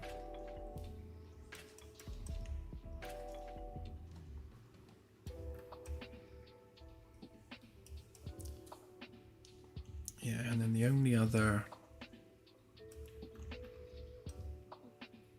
I suppose I can't really move the cubicles at all because we've got that beam lined up with the center point in the middle of them all, and I don't really want that to be off center at all. So yes, we can't move that over. So it does mean that the little lip at the end does have to be quite small. But that's fine, that doesn't matter. It's still better than just a flat wall.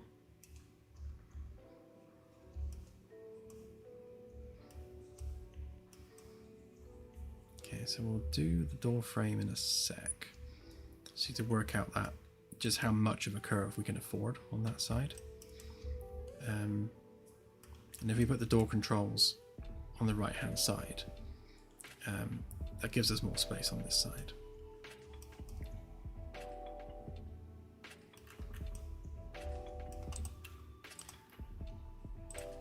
Okay, let's pop that into the group, and we can export it out and have a look at it and see how that's looking in Engine.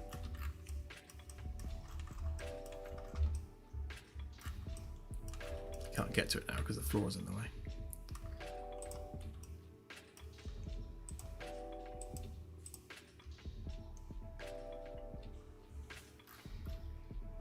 Okay, so we called it Beginning Class Test Bathroom.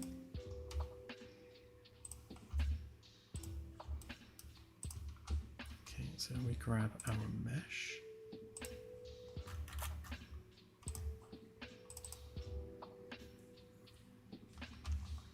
And re-import.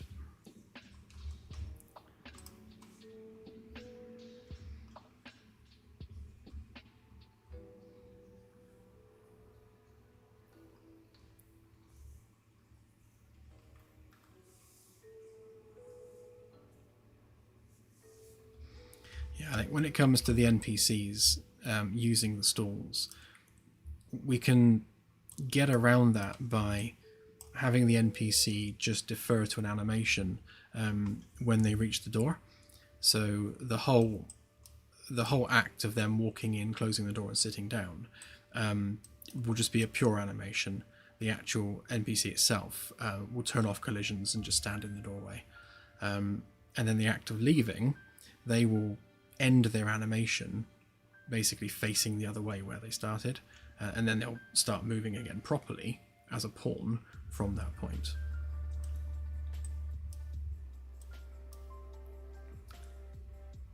It'll be smoother animating them than it would to try and get them to go in and actually interact with the toilet, because we can just make them invisible as soon as they hit the doorway and then just play an animation. It'll look much nicer.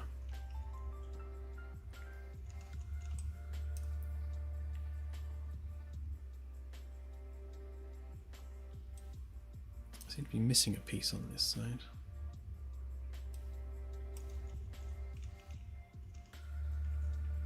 This is for the Magellan.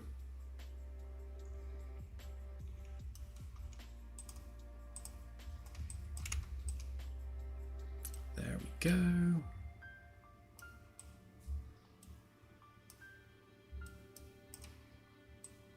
Yeah, that'll be nice, I reckon.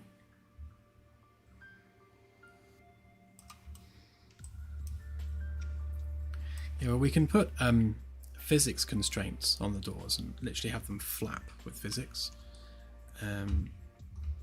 We'd have to probably build them with that in mind. This is the bridge bathroom, so this is for all the bridge crew to use, and the captain and the XO.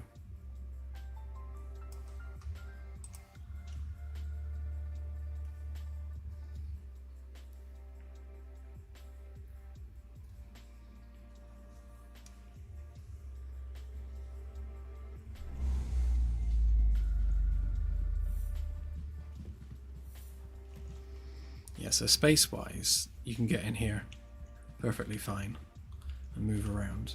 Obviously not this one because I've blocked it, but there is enough room to get between the toilet and the door. So it's quite generously proportioned.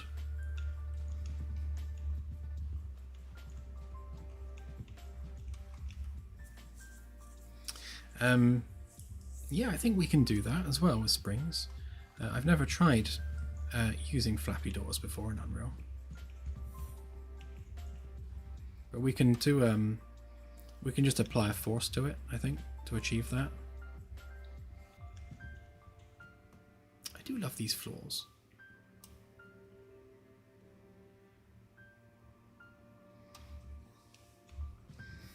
Okay, so we've got two ornate ceiling panels to make. Need to adjust these beams to match the ones we were doing in SketchUp, and then just do that end wall with the door frame, and that's at least all the walls done. And then sort out the niceties around this one. Oh yeah, put the mirrors in, that needs doing as well, doesn't it?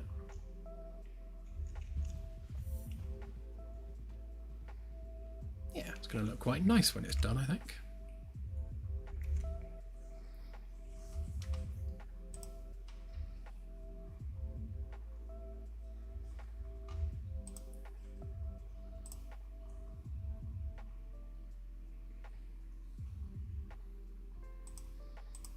Oh yeah.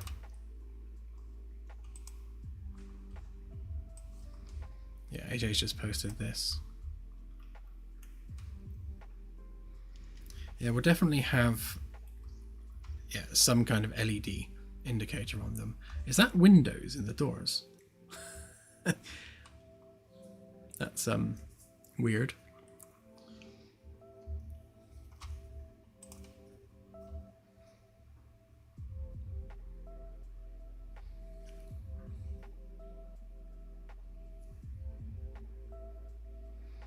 This is on A deck. So again, there's the bridge, there's the captain's office with his planet, and yeah, there's the bathrooms. So originally, back in the day, this was supposed to be an armory in here, and it was way too big for an armory. It's only the bridge, really. So what we're doing instead is we're going to have an armory locker here. This is the internal security station anyway. So this will be an armory locker. So all the sidearms and things for bridge usage will be locked in this locker that we put here. And then this is just the bathroom that the bridge use during normal operating hours. Obviously, there's also another bathroom down here for the lounge, and this bathroom will inherit the same general theming that this one has. So it'll have the same kind of feel to it, same kind of like luxury touch.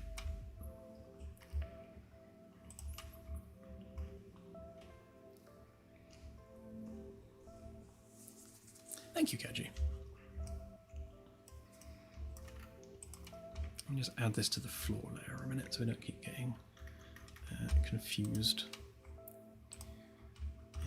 A deck interior floor.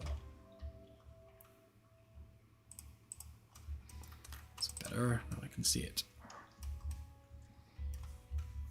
Okay, so this is the actual ship geometry, so need to make sure that we move stuff to the right spot.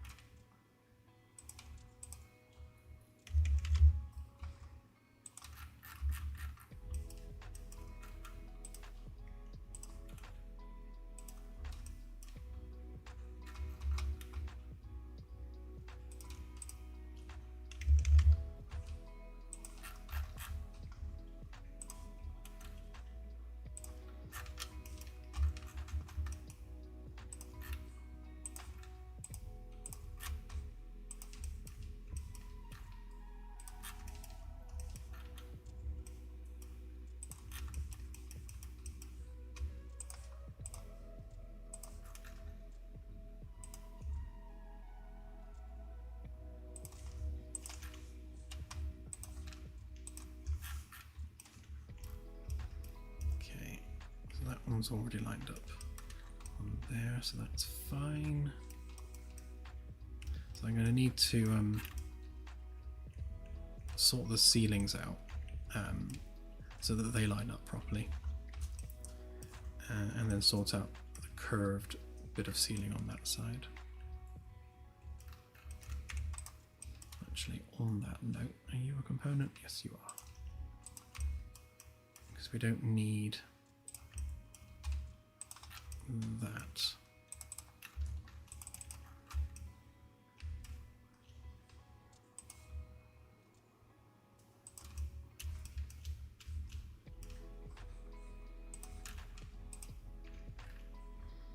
So I can probably curvy loft that gap.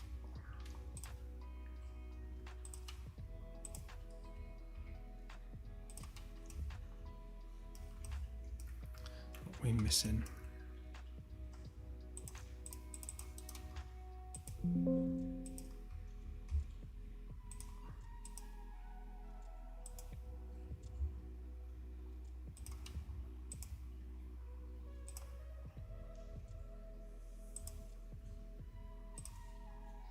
Oh, fine, it won't do it automatically, I'll just do it manually.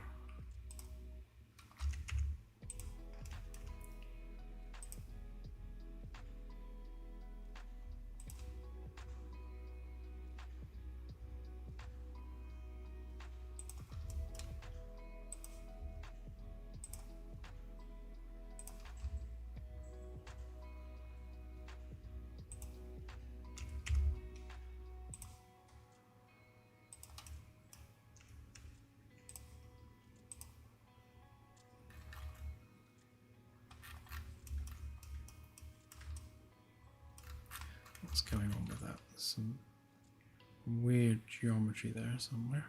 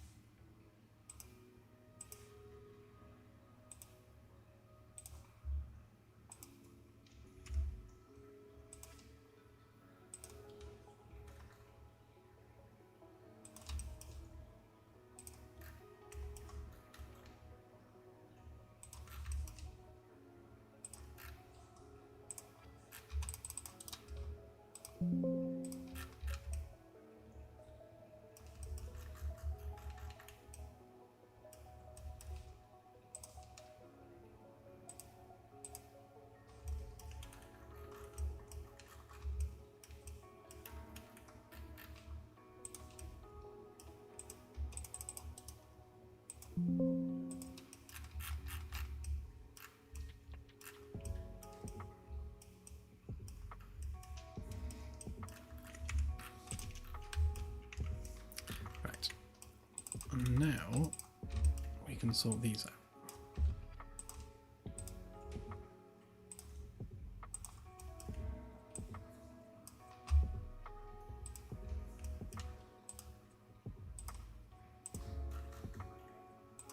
So basically each edge we always measure 30 centimeters away from the framework. That's just another one of our like design rules when making stuff for the sake of consistency.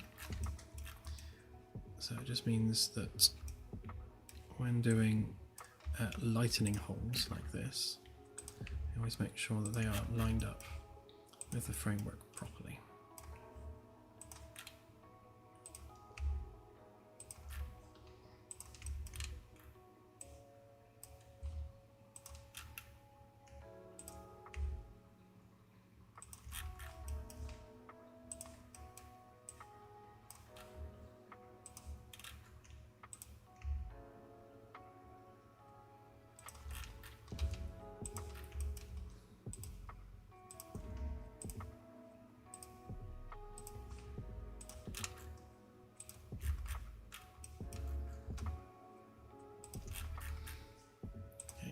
Same again, just make sure these are lined up.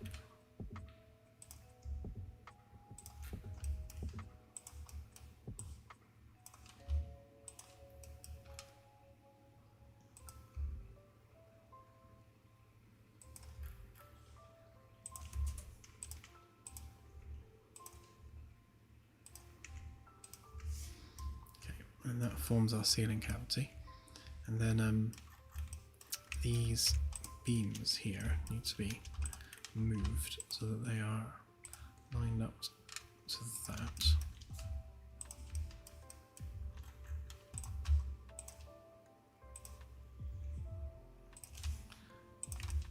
Because they're forming the airtight pockets, basically.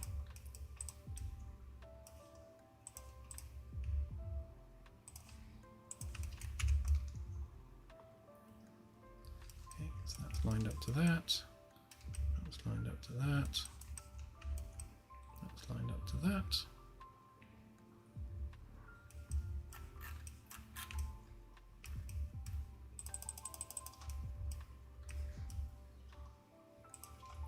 Okay, let's get that exported again.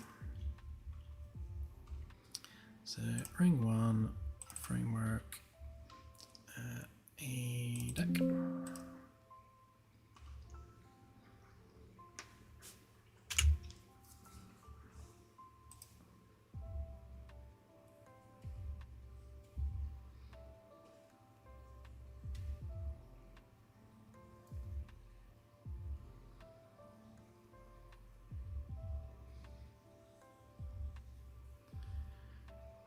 have a go at changing your mouse sensitivity.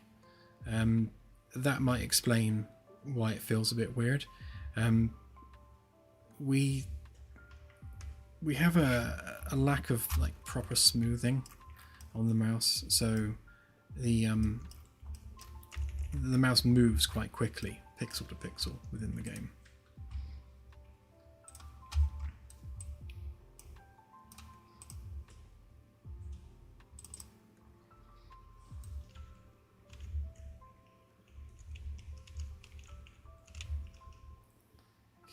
So let's re-import this. That should sort out these bits.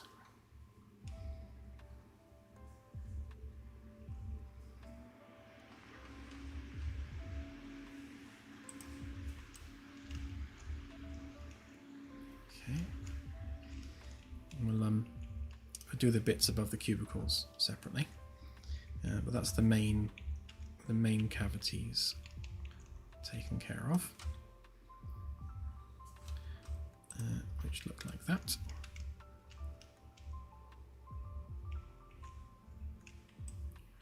Okay, and then obviously those lights need centering in those cavities.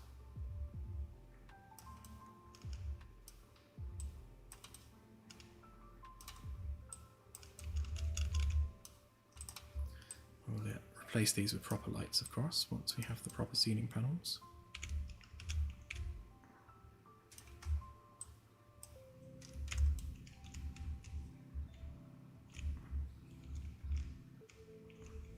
It's good to have those lights there, just so we can see like where the shadows are falling and such.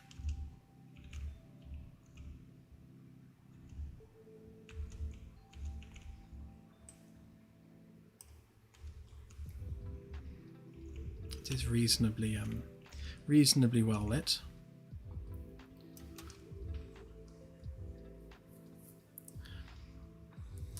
Yeah, it's crazy, isn't it? When you like, if I take this and hide it, like this is what the room did look like. In fact, let me get rid of that as well. So this was that same room that was always there, you know, in the demo. I haven't made it, you know, any bigger. We haven't changed it at all. All we've done is put a window in it, sorted the ceiling out a bit, and then added some detail. But yeah, it's it transforms quite nicely, I think.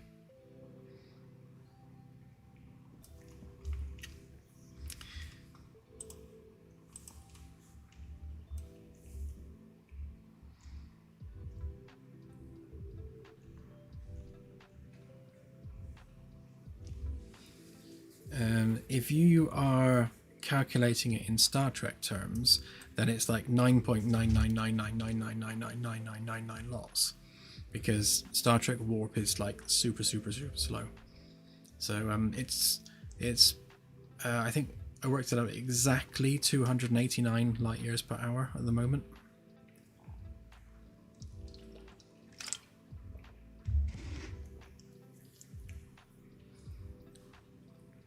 Pumps. So the water is in obviously sealed pipes, so it just gets pumped around.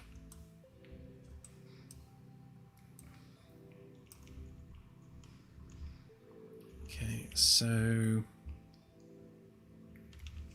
I think I like the idea of the sink unit being centralized where it is, because it means we've got room as we come through the door without like immediately walking into it. And you know, we've got a bit of breathing room at this end of the room as well. Again, this is going to be our storeroom, so it's just going to be 3 bathroom stalls and a storeroom, and then the sink is kind of between these 2 stalls in terms of its alignment. Yeah, and then we'll just put like a mop and a bucket and everything else in there. In fact, we do have a mop and a bucket and some stuff that we can put in there right now. So make sure we're on the interior walls level. So if we grab that, and why not a bin as well for good measure. So So let's copy them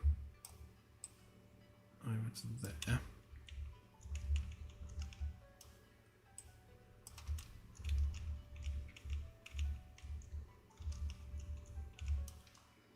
Right, so if we grab those ones to begin with,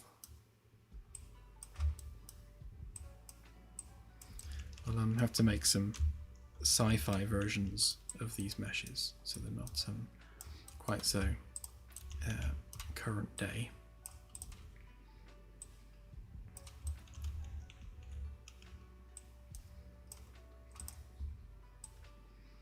That can go ahead and lean into that corner.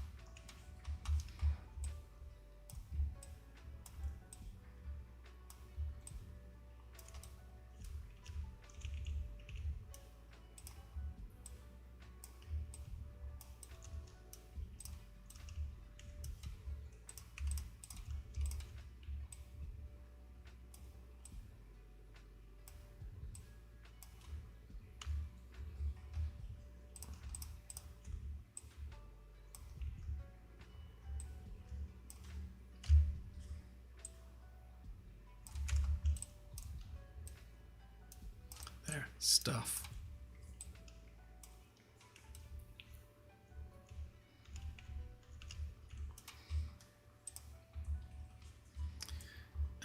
In fact, why don't we go ahead and remove that, and then we'll fix this.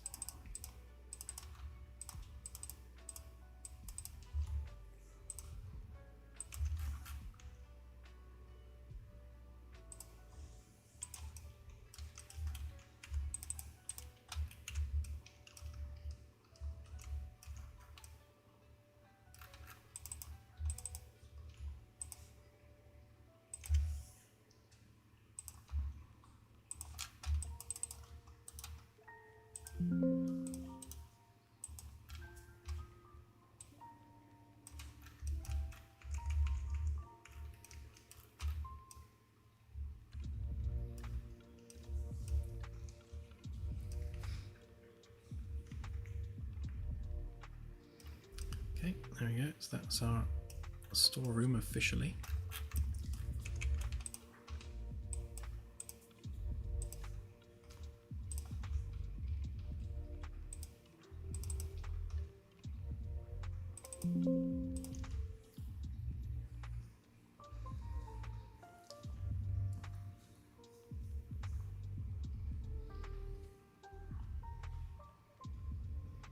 Yeah, we'll definitely put some signage up.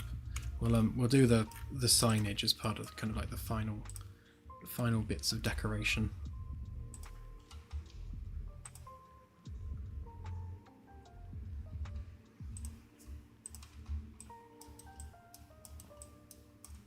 I can move some of this stuff about now.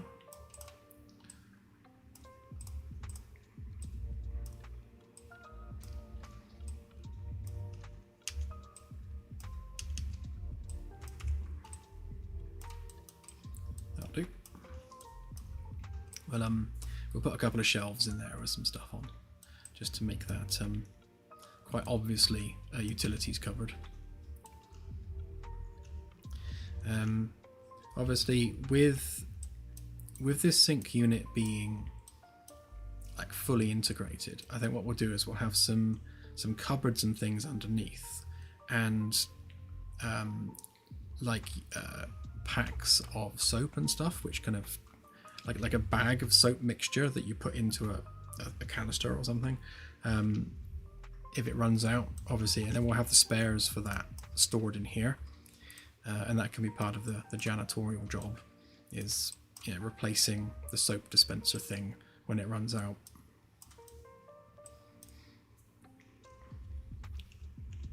Yeah, that works. I like that the storeroom is a different shape as well to the actual stores themselves. Just kind of helps underline the fact that this is a different room to the other three.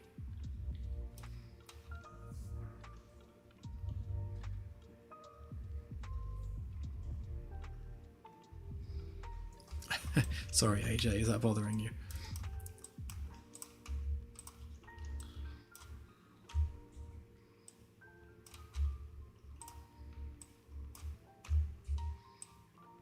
There you go. Is that better? I need to rebuild my random rotation tool that I made, just so that all the meshes aren't like facing the same way. Because I wrote a script where you could select all the meshes, press one button, and it will just randomly rotate them all for purposes such as this. There we go.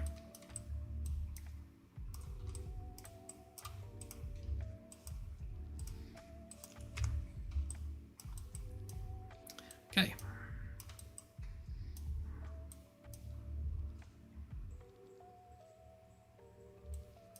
Top edges? Oh, do you mean up here? Yeah, I haven't finished the door surrounds yet. Yeah, we don't have shelves yet. When we have shelves, they'll be on shelves.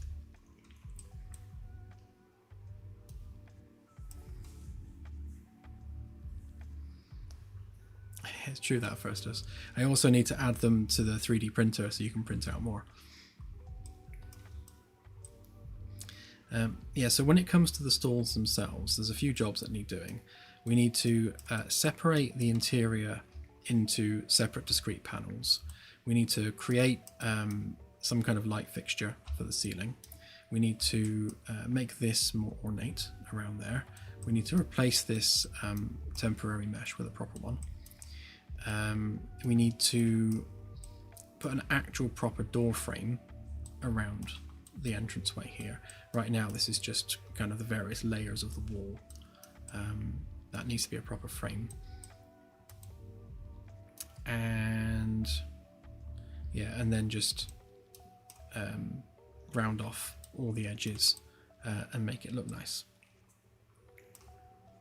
So there's a few bits that need doing there.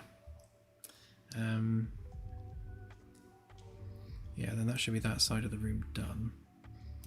So I'm tempted to have a piece that goes all the way around the frame that we kind of embed the hinges into, because I do like the idea of the doors being like on a hinge and you can move them about. The only issue with that is that if you, as the player, kind of barge your way into the room and it's on a spring and it closes, then you're now stuck in the bathroom and you can't get out. So we need to make sure there's a way of opening it again. Probably just have like an open door thing and it just swings it open when you click it.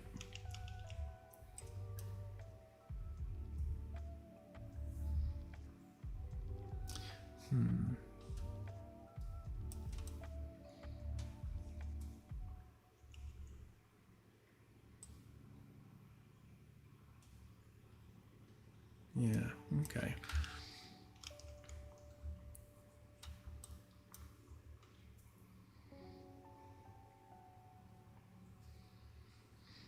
Just out of morbid curiosity, let's just see how difficult would it be to turn those doors into a physics handle driven flappy door with a spring.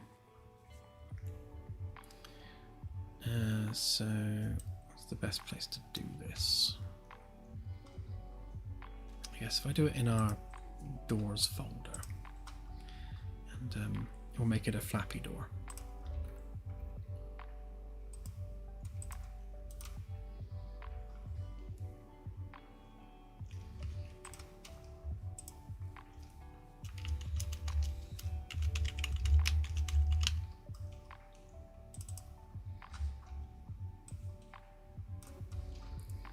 Okay, so we need a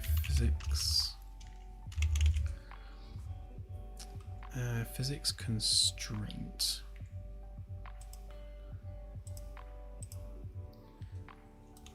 Okay,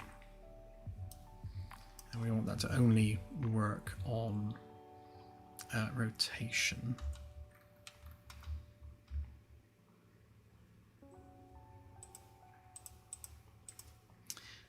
I've literally never used one of these before, so I have no idea how they work.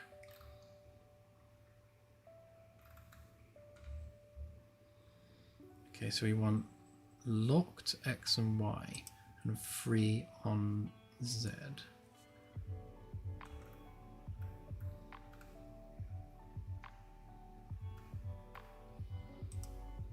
Actually, we'll do that limited.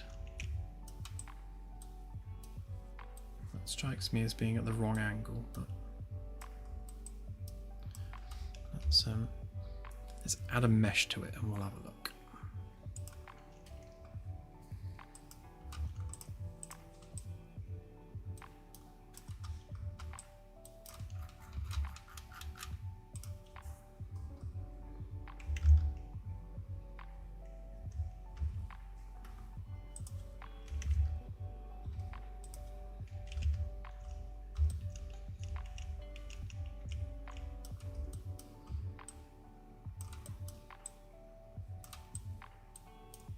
So where's our constraint?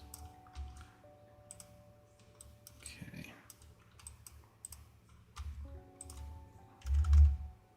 So we want 100 there. And then I guess we want 50 that way. Okay, so our physics constraint should be like a pivot point there.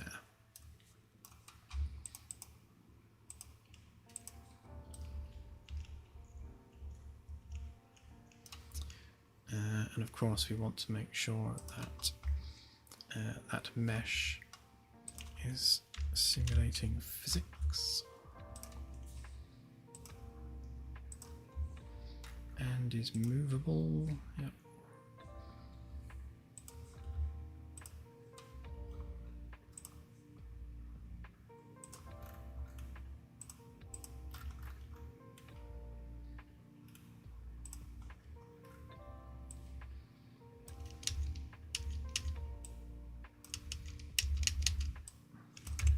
Okay, a flappy door. Let's see whether it works.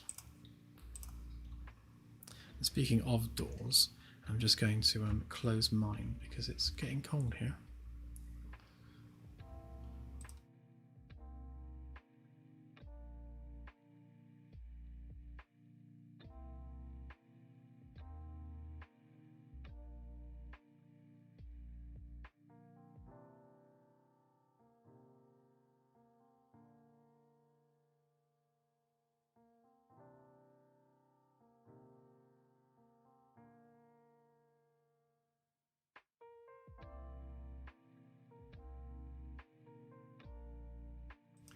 There you go. And I put the heating on too. I'm at that age now where I get cold fingers.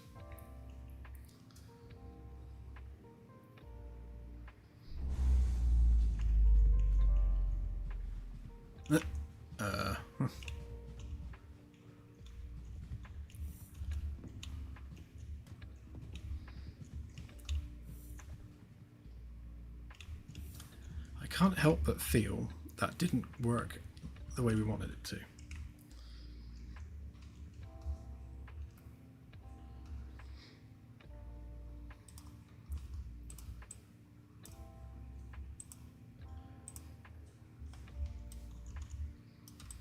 I'm also not convinced that that because that physics constraint doesn't look right.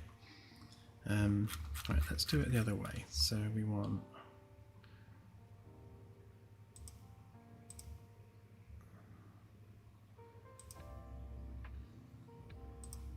locked that way.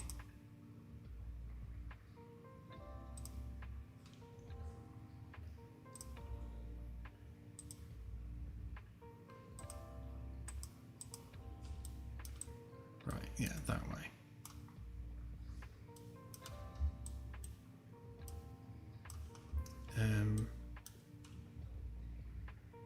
So we want free, locked.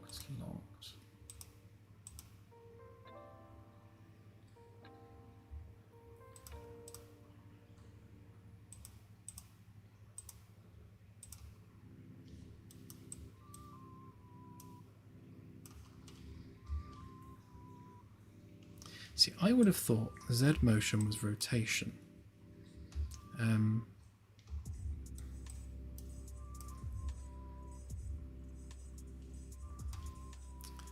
But clearly that's not how this is working.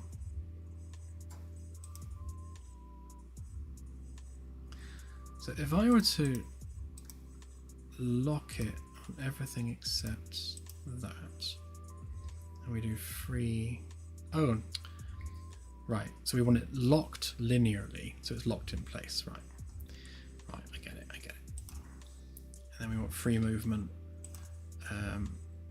there.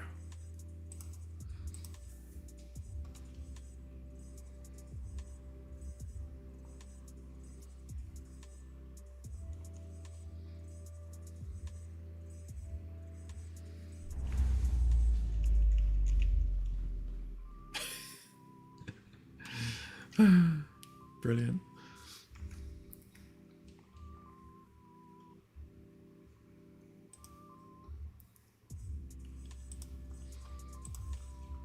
You can actually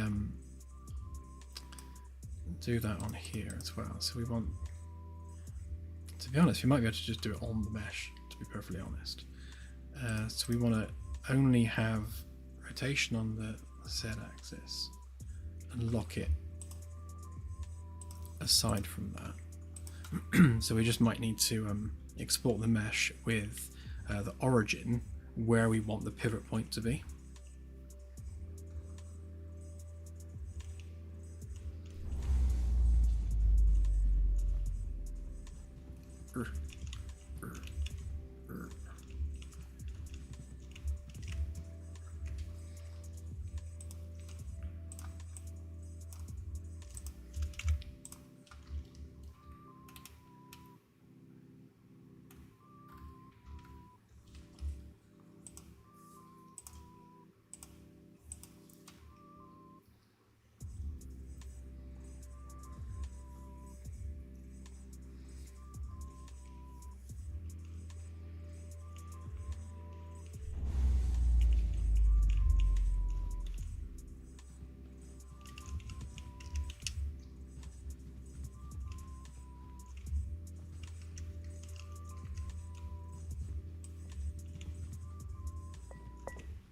Ooh, hang on a minute.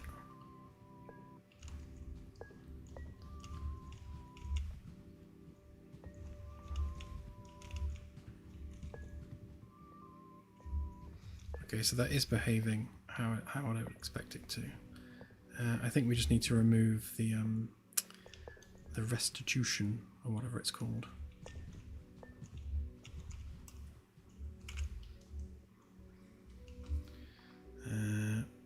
Because we want it to freely spin, don't we? So if we do, well, we've got no damping on rotation.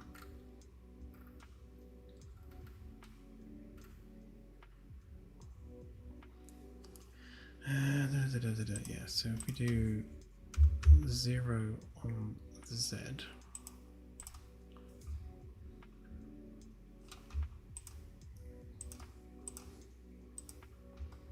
it's fun, this. I like learning new stuff. See you, Sawbones. Have a good one.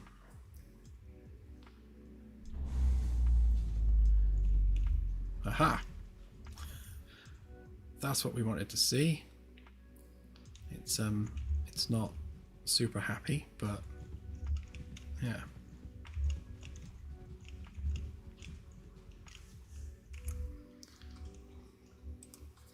Right, so if we were to make that say 0.1, let's not have it be too crazy.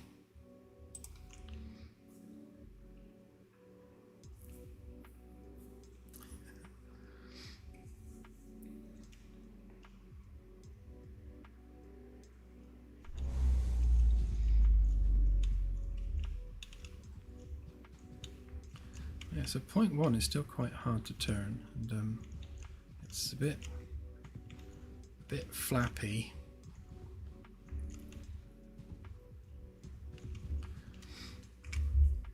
I'm sure there's a much more sophisticated way of doing this, but I shall research that off stream. For now, if we grab the doors and then we remove them from that particular mesh.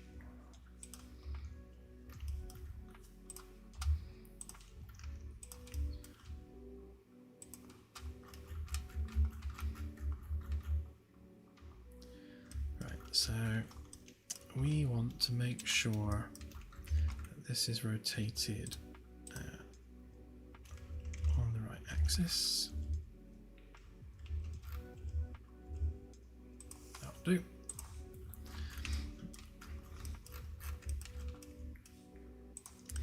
And we want to set our pivot point there, basically. So we want to add all this to a group, and we want to set the world axis like that way, and then the same on this as well, just so that they match.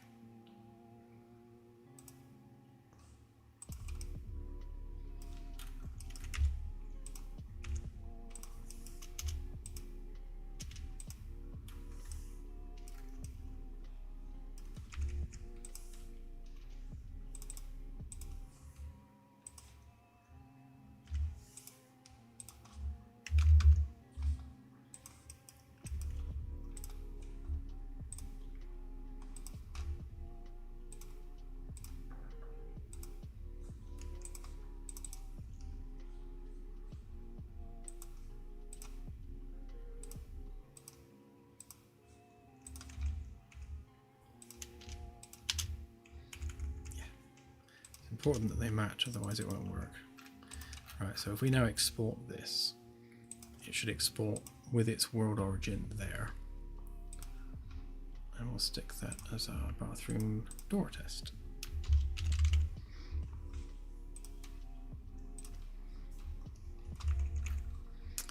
Okay, and let's just export that one into here. We'll stick it there in a sec. Just stick it on this folder.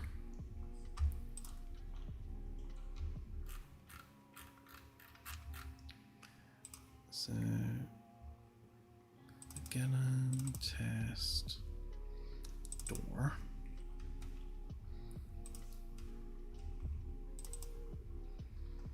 And then we want a simple box collision around that.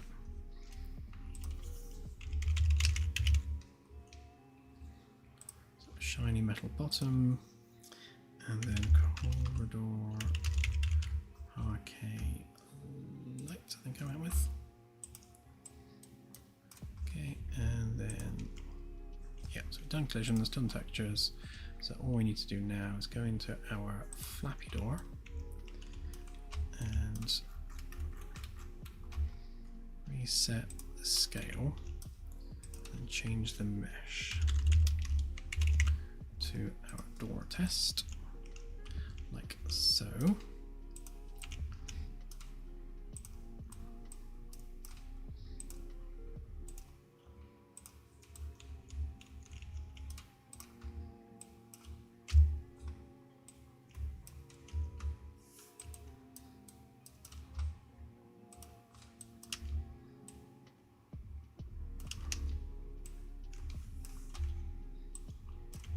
snap to the floor. There we go. Right, let's give that a try a minute.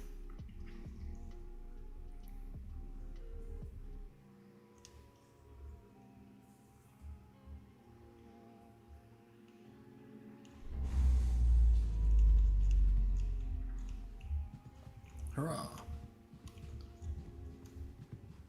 So it's still a bit oversensitive, and wants to rotate at weird angles. Oh, it killed me. Death by door.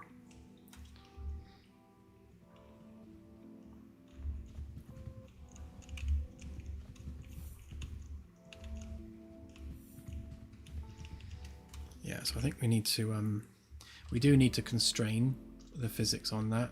I don't quite know why the physics constraints aren't working on this.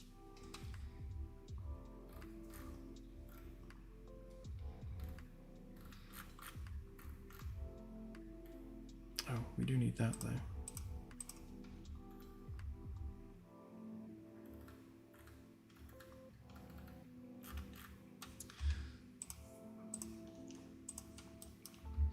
Right, so if we stick a flappy door in here, and we'll re-import these without the doors in.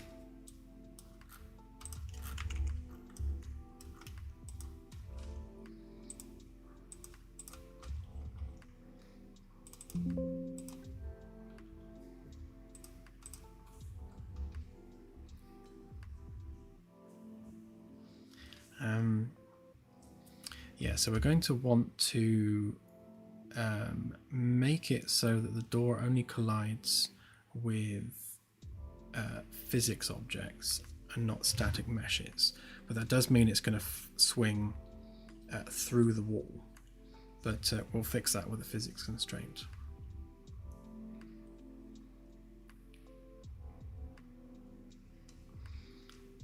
Yeah, physics in multiplayer is prone to problems for sure. That's going to take some head scratching, I would have thought, to get working properly.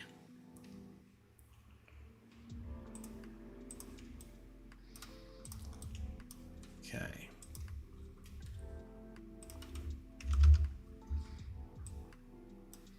So if we pop the door there,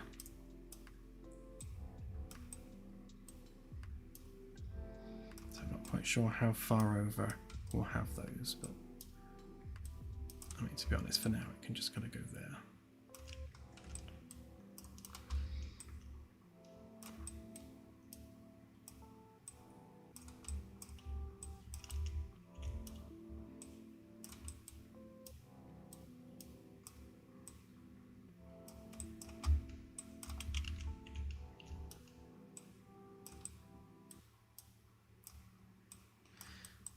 Ultimately, we're just messing about, so it doesn't need to be super precise. Okay, so we have some doors. Immediately upon seeing this, I really don't like the metal bottom on the door with the way it interacts with the wooden bit on the edges. I think that just looks a bit weird, so yeah, I think we'll do something with that. Right, and then on our flappy door, you want to make sure that on the collisions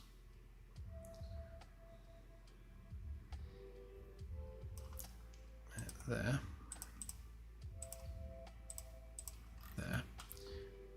so we want custom collisions. So we'll start with ignoring everything, and then we want to block pawn, other physics bodies, drone,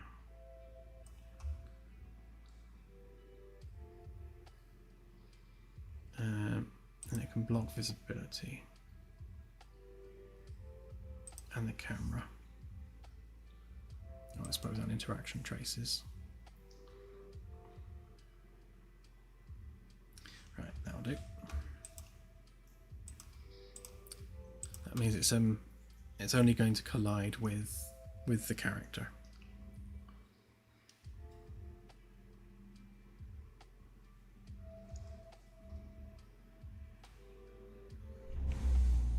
Okay, let's see. Oh, I could do, yeah.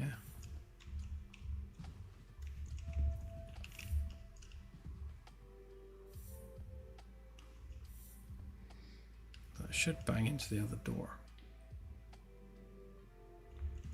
Or not.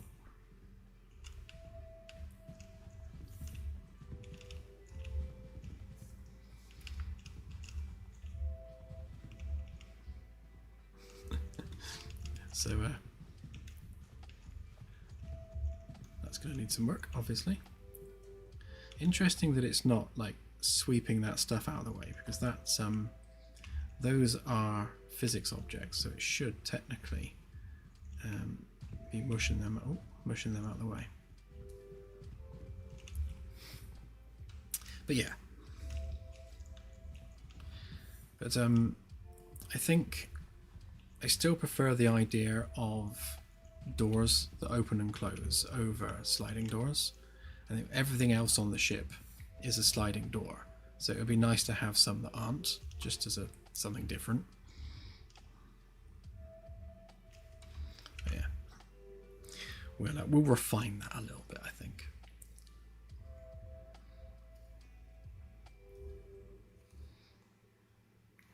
Yeah, we'll see. We'll see.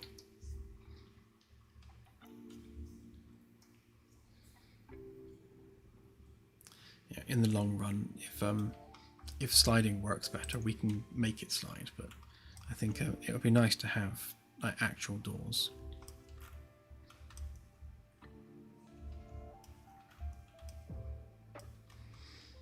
Okay, so next up then, let's do this end of the room.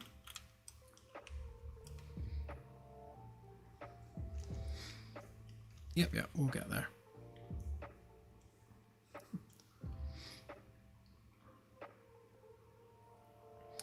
Yeah, it's like something Claire was saying, because we were talking about toilet doors, as you do. She was saying that if we are like going into the future with this and making it so that in environments like toilets and stuff, we make it so you touch nothing. So there's like an automatic sensor on the flush, there's an automatic sensor on the doors, all the sinks and things are all automatic. So you're not physically touching anything while you're in there. So having doors that you just wave your hand in front of and they open and close would be the way forward with that, because you're not touching them, you're not spreading germs. It's a fully kind of sterile environment. But it's just we need to make sure we can manage that. So like if you target the button and press the interact, the character needs to like wave their hand in front of it in a meaningful way. Yeah, except toilet paper. You can't really avoid that. Yeah, and the 3 seashells idea is gross.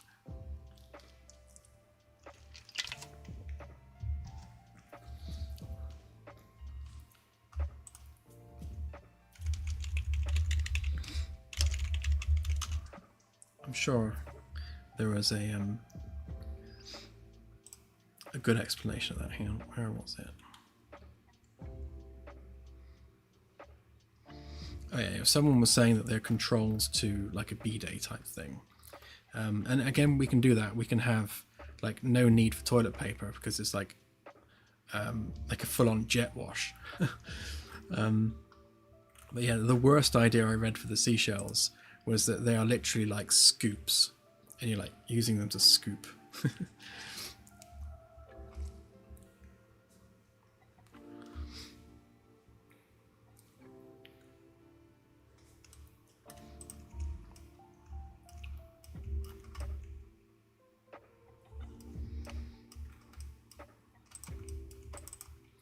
Right, let's grab that.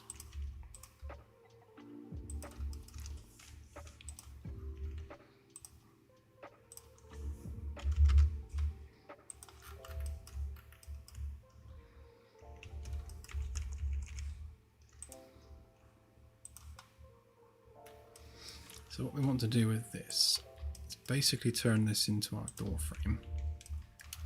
So it needs to go up against that there. And over here.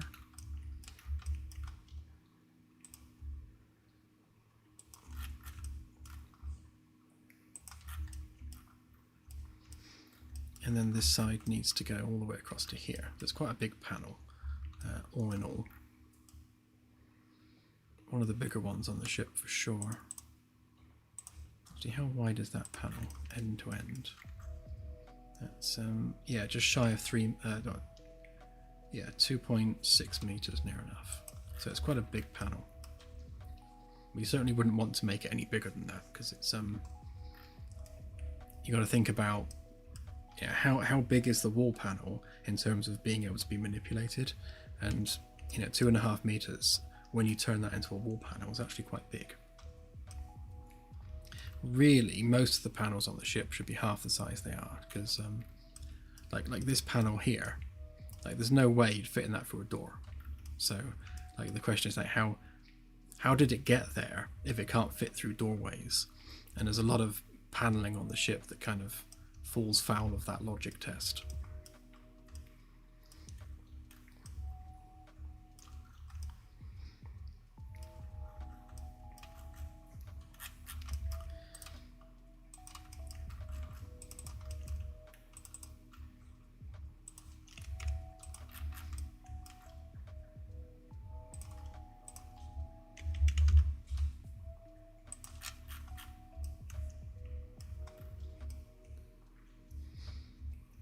Yeah, print them in place.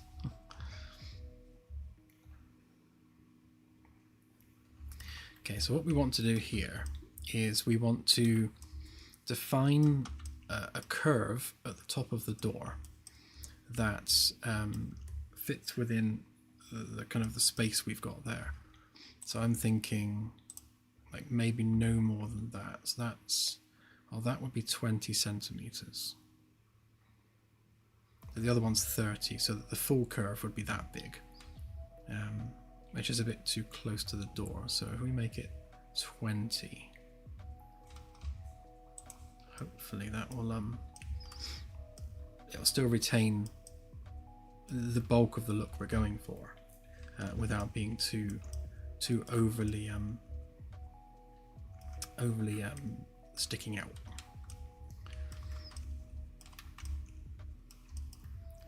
So that means this one, which is not a component, so we can edit it and make sure it's not breaking anything else.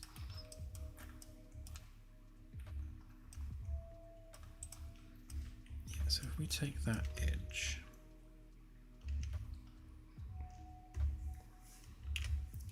delete everything else.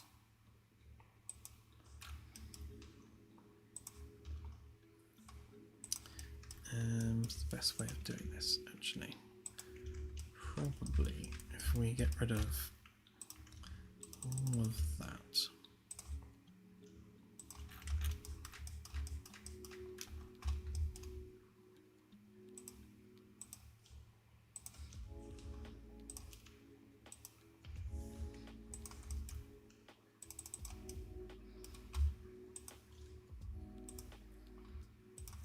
And if we extrude that across there,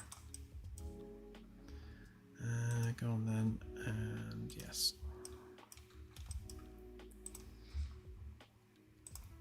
Okay, so we want to make that 20.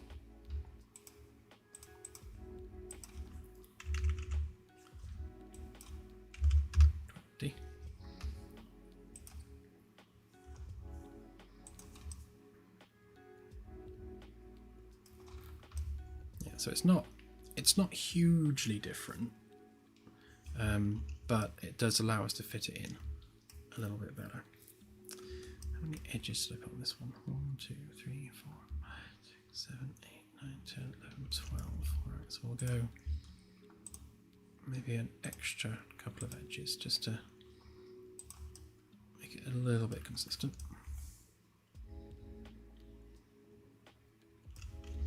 Actually, let's go let's match it with 12, because by the time we've extruded that all the way to the back there, it's going to be quite a large arc.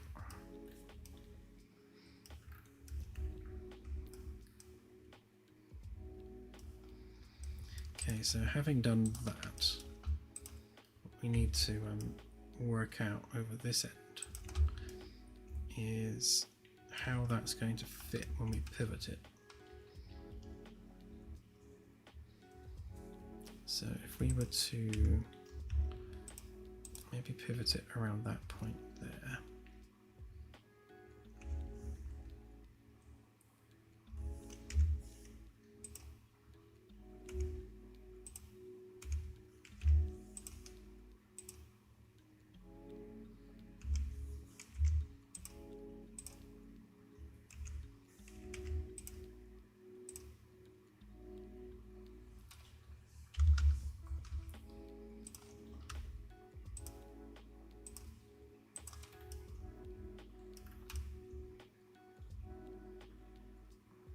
Yes, that takes us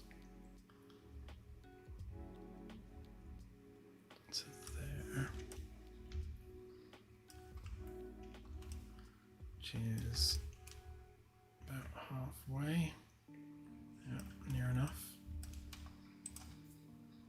Okay, so we just need to know how far that is from there. So that's also 20.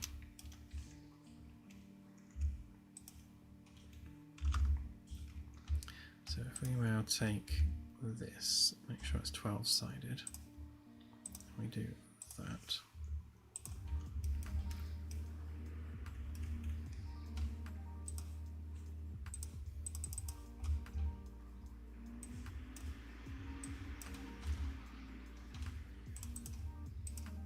Okay, we'll grab that as our curve.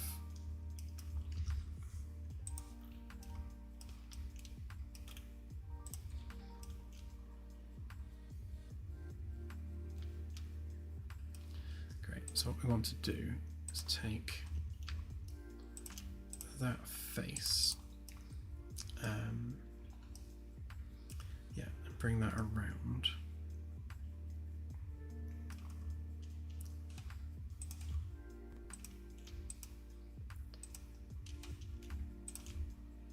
Yeah, so we'll copy those bits, delete all of that, pop that back. And then we can basically extrude that around there. Don't need the middle bit. Okay, so that gives us our smooth corner. And then we just need to move that across to there.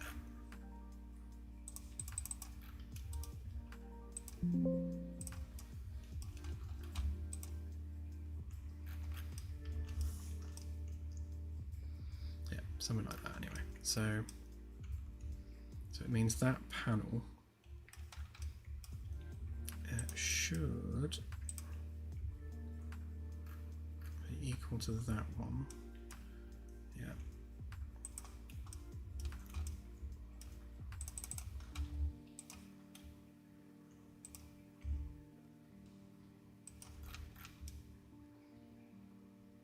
So that will go down something like that. So basically we need to make this edge with that profile. And then that's going to have to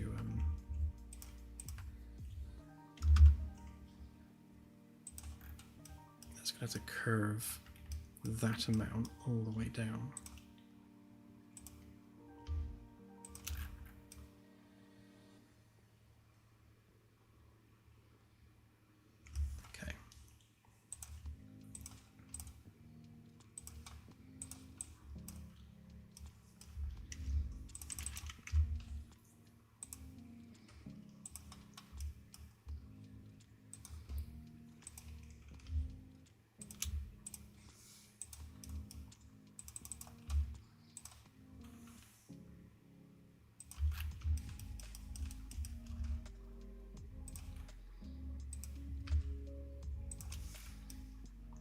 if we line that up there, then this edge needs to be equal to this edge, because those edges are going to join. So this is the outside face of those. Okay. So then we need that curve there.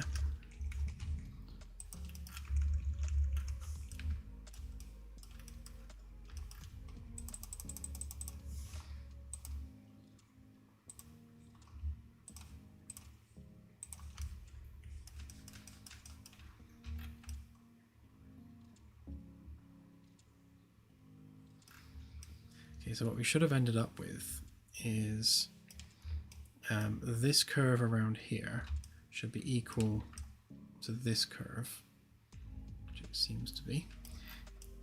But then this curve on this side should be our 20.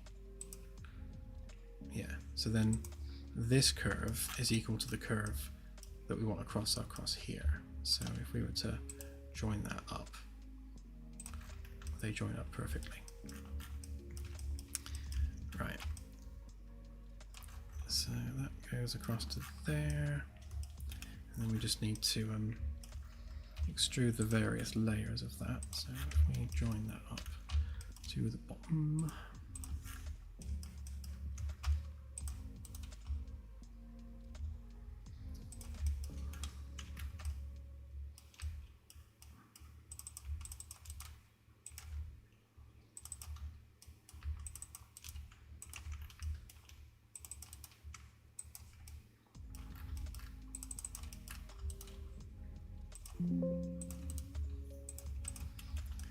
Fortunately, because we're extruding outward from this point, not inward, it means that we're not going to have any compressed geometry, because from every point from here it gets bigger and bigger and bigger, which means these gaps are getting wider and wider. So we shouldn't have any issues. Okay, and then we've still got enough breathing room to the side of the door without making it look too weird.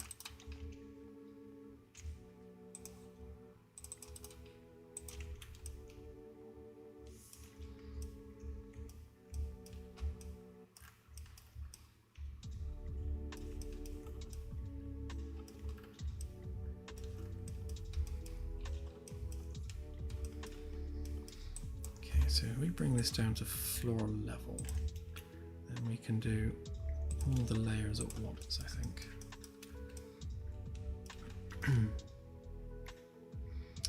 I guess one concern is that because this is an angle, as we're extruding, it's going to be extruding along an angle. Same here as well. So it's going to extrude that way rather than straight. So it might benefit us to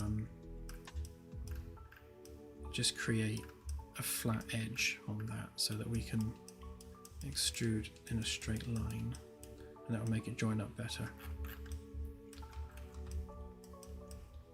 Yeah, so if we select that edge,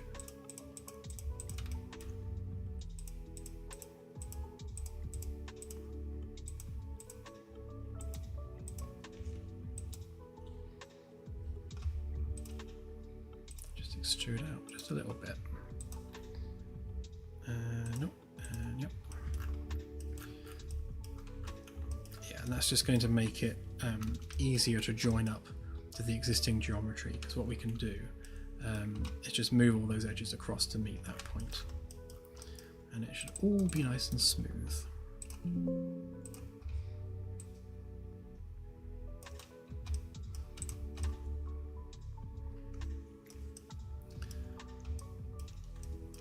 Okay, so extrusion number 1.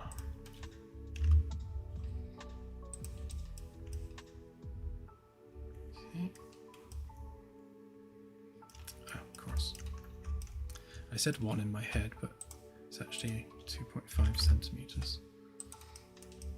Yeah, there we go. That matches that one.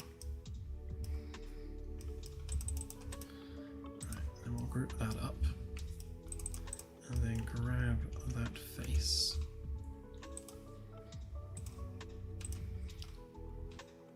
And then this one does get extruded 1 centimeter. Group it up, take the external face, paste it in place, and then 2.5 again.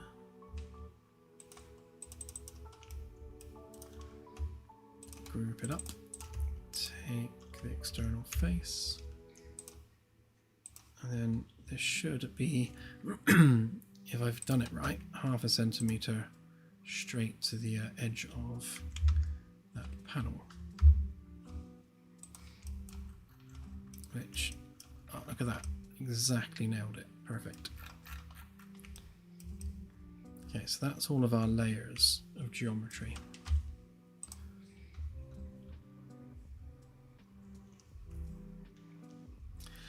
Good night, CSI, have a good one.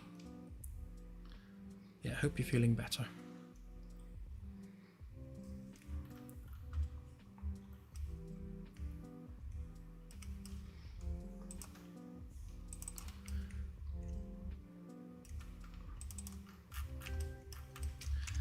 Let's sort that out. Where did that come from?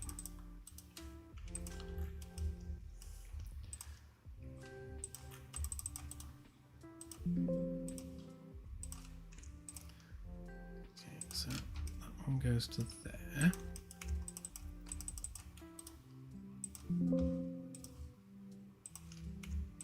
That one goes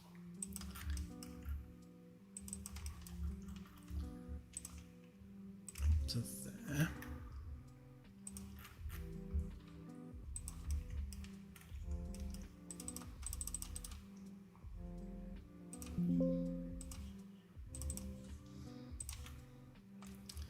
Yeah, that one stays where it is, and that one stays where it is. So we'll group it up.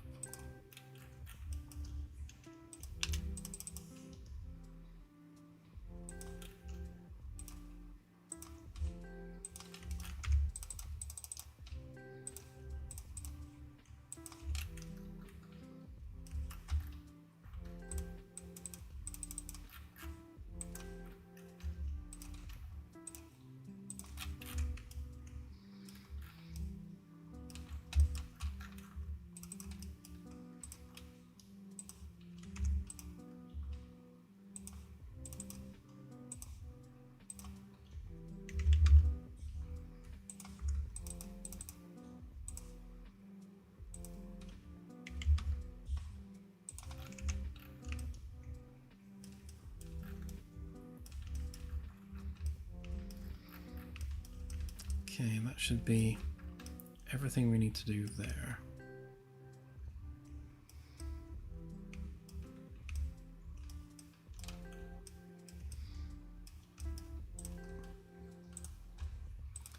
Yeah, so if we take these one layer at a time, I guess we'll start with the back one.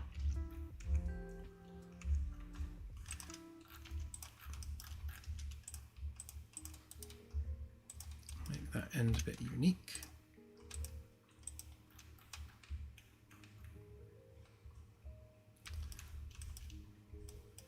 Is that also a component? Yeah.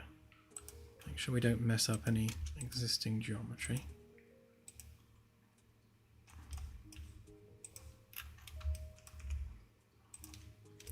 Right, so we'll take this edge all the way out to there. Paste in our new one, which we can explode. Okay, that's them joined up. And then we just do the same again with these ones.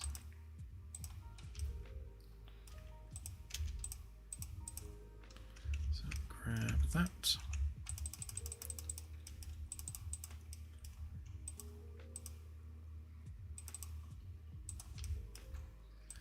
Move that over to there. paste in the new one, explode the geometry, get rid of that, which means you can clean that up. So that's all one piece now.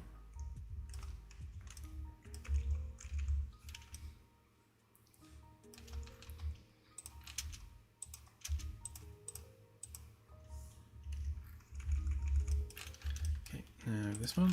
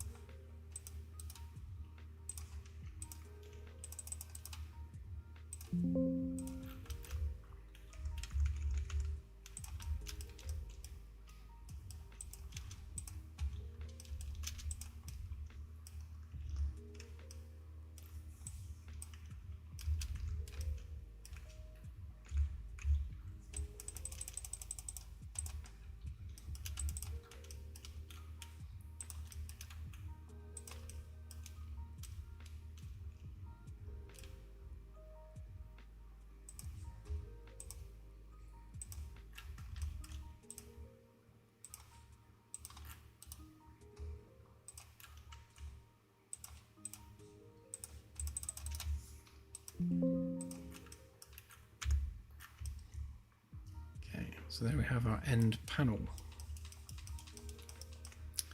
which I can't see because we're on the floor. There we go.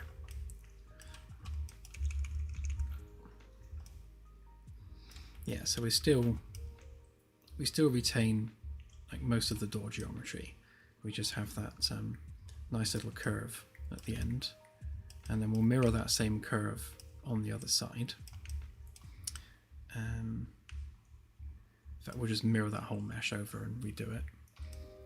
And then when it comes to the door frame here, in fact, we can get rid of that now, and we can just take this mesh across.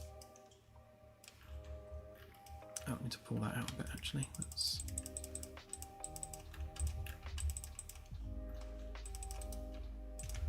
not quite lined up.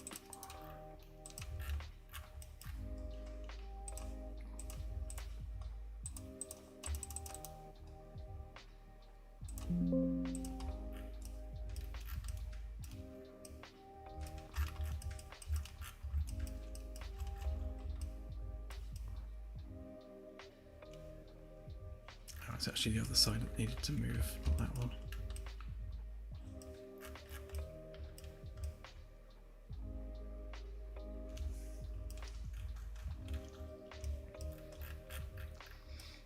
Interesting point actually, because oh no, that should be right. No, ignore me.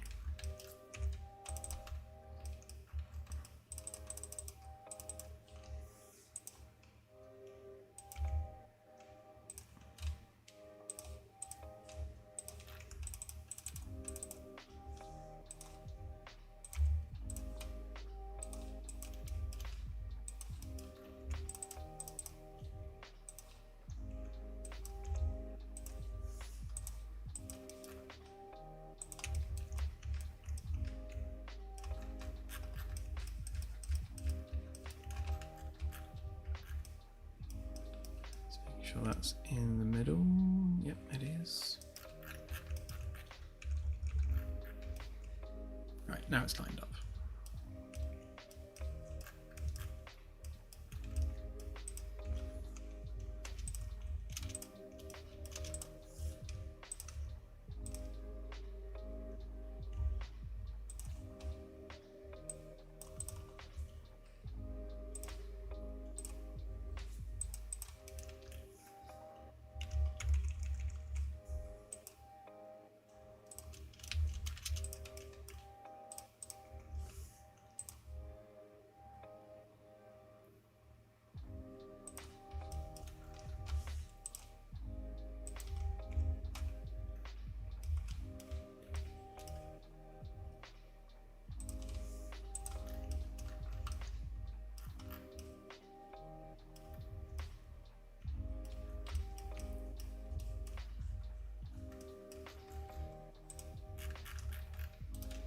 Okay, so make sure we make this unique.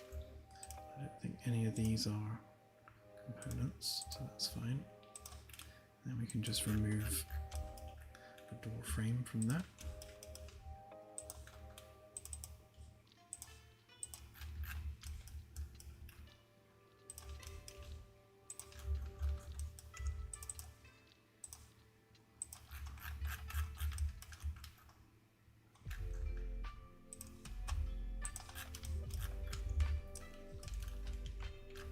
Front bit's slightly more difficult because I put a curve in it, but we can just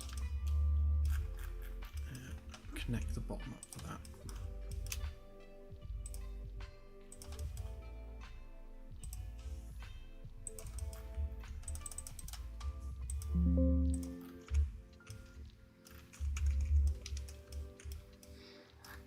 Okay, so there's our two ends.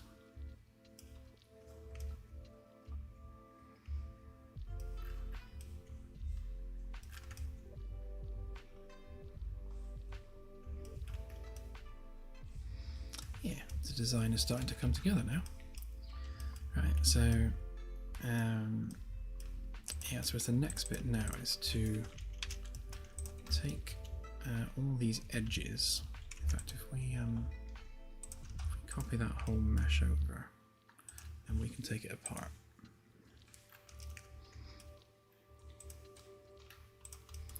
So make it unique, and then we want to just keep the end bits.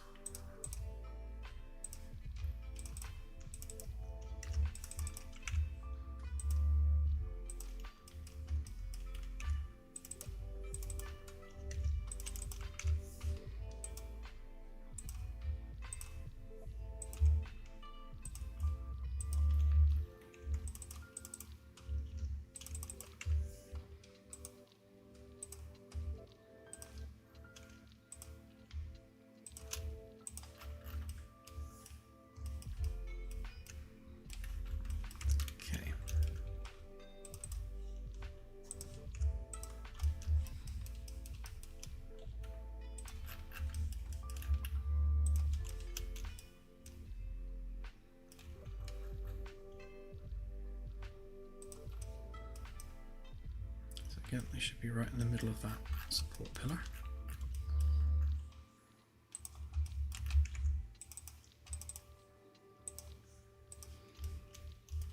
Okay, that one goes over to that side. That one comes over to that side.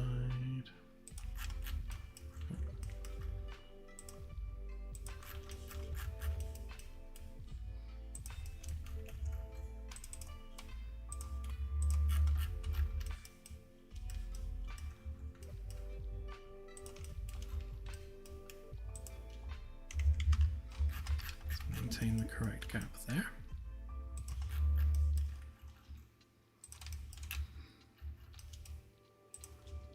And there.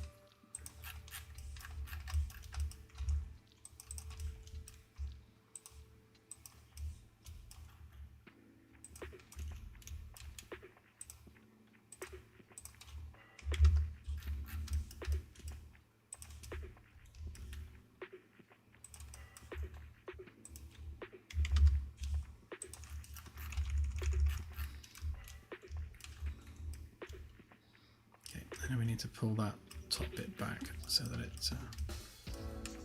joins that support pillar that's there.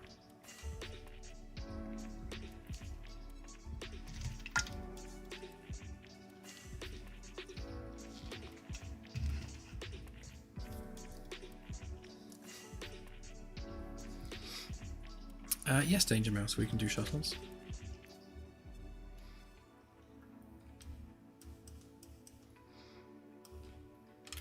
Madman, I've been doing a bunch of work on the VR build over the past couple of days, and I have every intention of putting a build out ASAP with all the fixes on it.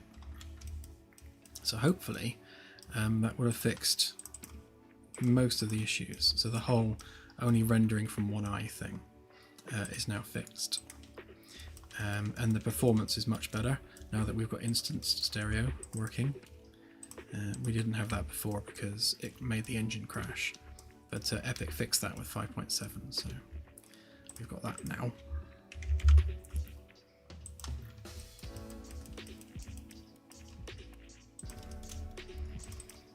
What we don't have in VR right now is any way to quit the game once you're in it. So you have to Alt F4 to get out of the game. But yeah, once I add the little wrist device, you'll be able to access the menus from there.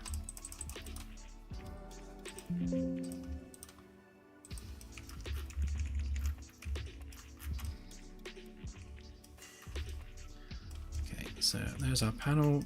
It lines up with the framework nicely. Obviously I need to put the brackets in more sensible places, and then we'll stick some bolt holes and things in it just to tie it all together. But yeah, that's nice. That all joins up nicely. I think it definitely needed the curve to make that a more consistent design there. Okay, but then we can't get in the room now because there's no door hole. So let's fix that. So like with the window frame, the door frame is going to need the same kind of attention. Basically what we've done here, so it'll have a similar design to this door frame. So we'll have the wooden bit form like a step and go all the way around. And with the white panel forming the design on the outside of the wood. So we need to basically cut a hole in the rubber backing and then extrude that out to meet the framework, and do the same with the wood. I don't think I did. Oh, I did do it there. Yeah, that bit messed up, but yeah, same kind of deal here. Where you got the rubber backing on one side, and the rubber backing kind of forms the seal between the wood and the metal to stop it rattling. Yeah, so we'll do the same here. Let's soften that off, and then we can grab that curve.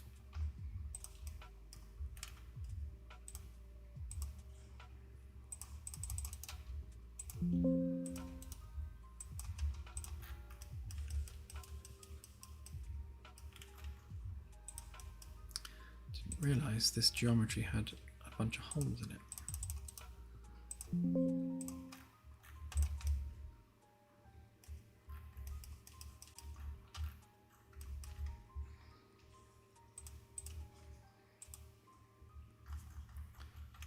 Here too. Oh yeah, issue here as well. Finding all the problems.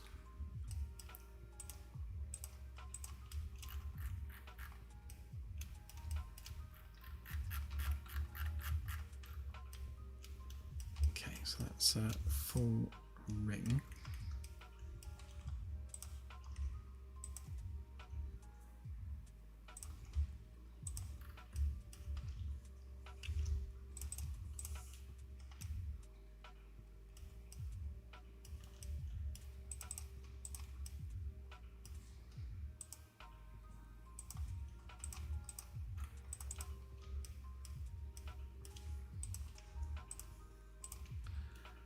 So that's our first hole through there.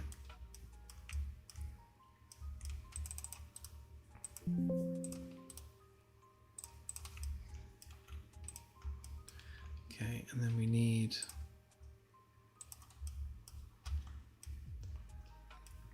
the width of the wood,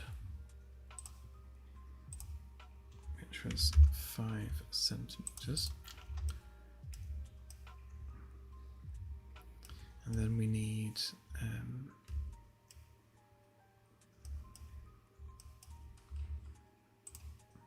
yeah, the width of the rubber, which is 0.5.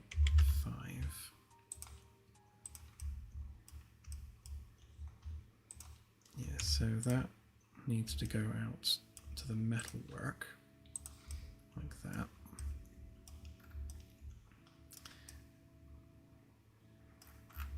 And of course we've got the floor to take care of.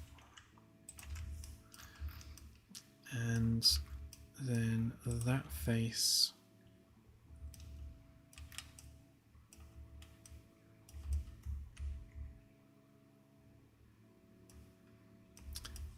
so that face needs to come over to there and do that. And then this face needs to do that. Okay, so that's the rubber backing bit done.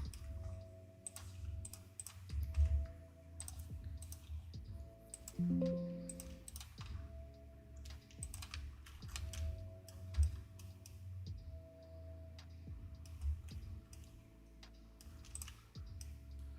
remove the faces we don't want.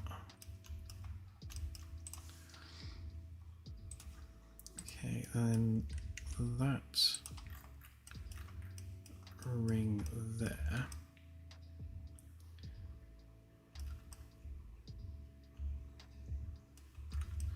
I suppose more accurately, that ring there, we'll use that to cut a hole in the wood, and that just needs to extrude across.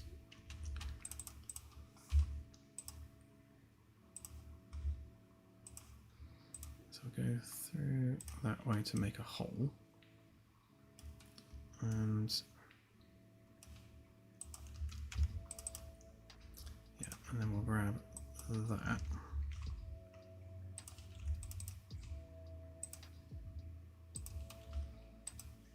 So that we can pull that bit out.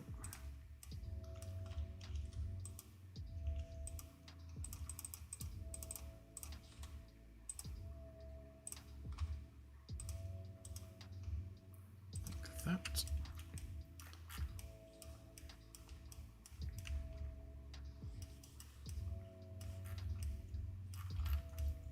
So there's our door frame.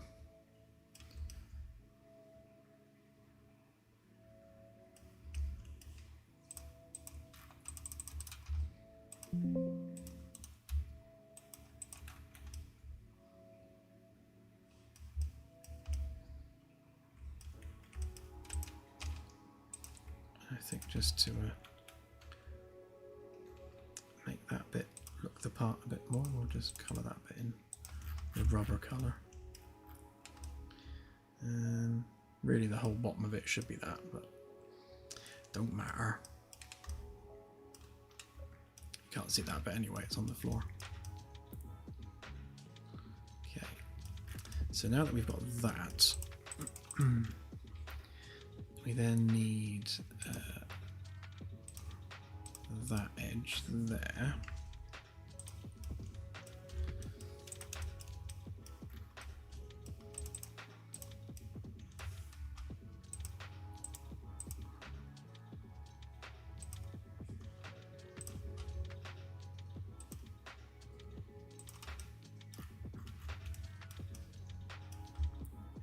And that needs to be 5 wider.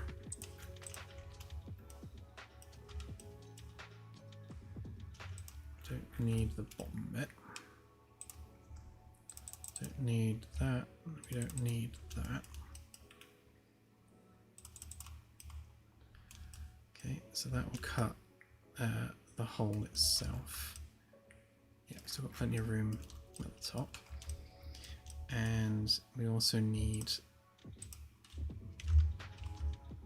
the other bit around the outside as well. So this bit can go there. That cuts that bit out. then this bit that goes on there.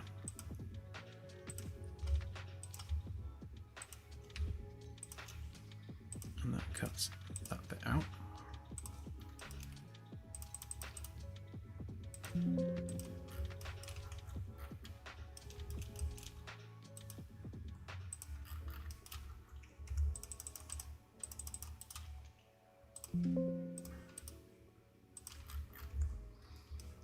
Okay, and then we have a door frame.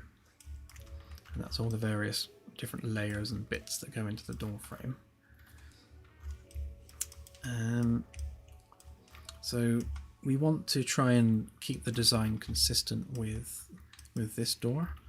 Now obviously we don't have as much space next to the panel before we get to this panel over here. So we've got two choices really. Either we just have this room have small lips on them, or we have it spread across two panels, which we technically could do. But I think for now, maybe just make it 10 units. Let's just give that a try and see what it actually looks like.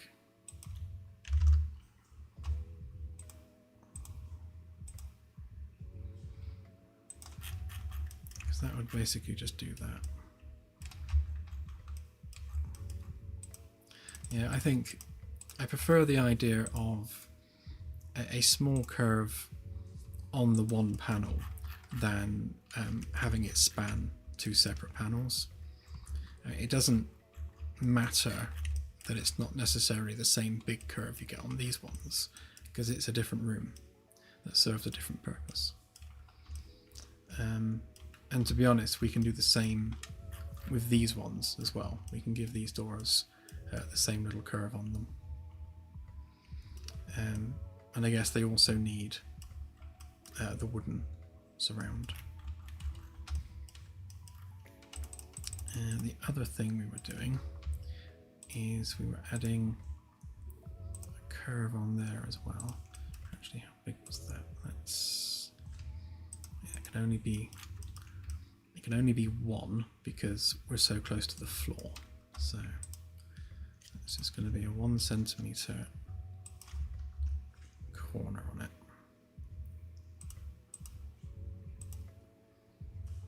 Just to smooth that off. Probably did the same on this one as well. Well, that one looks a bit taller for some reason.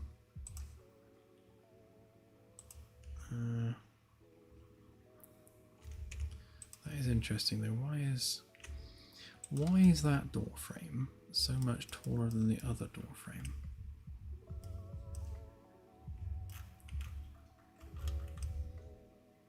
And we're both going down to the bottom of the same framework.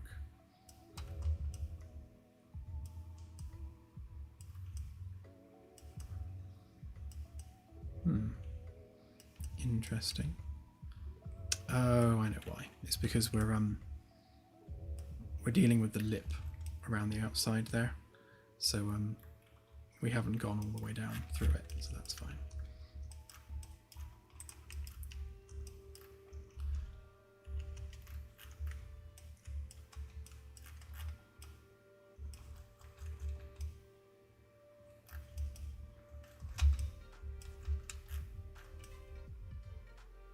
Yeah, I need to redo this one actually because I haven't lined it up with the edge of the metalwork properly on that one, like I have on this one.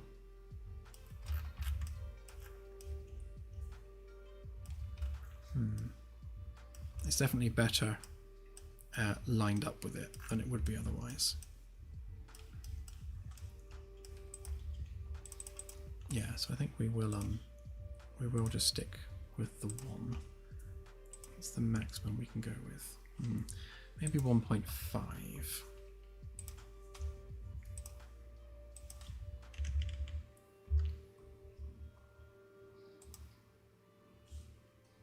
So we want it to have a a smooth opening into the doorway.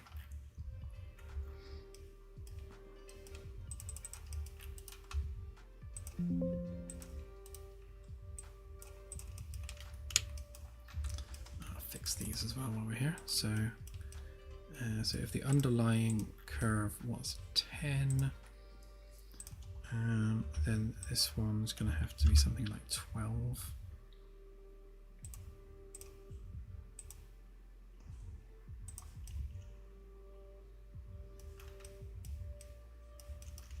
Actually, that looked like it was a bit too much. Let's go with 11.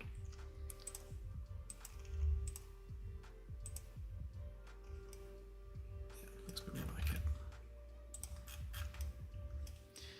it. Shuttles, yes. We do have a design for the shuttle, which I shall grab. One sec. Okay, yeah, so that gives us something like that for the door frame.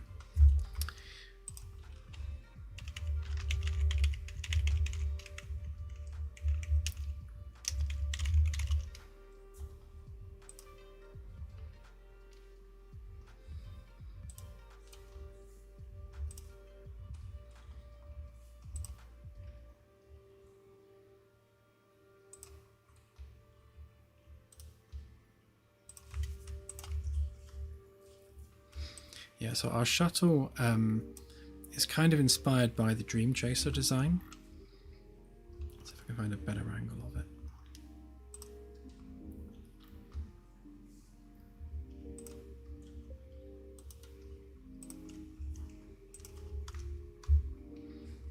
Yeah, kind of like that. So we're going with little stubby wings and generally have the shuttle be a lifting body.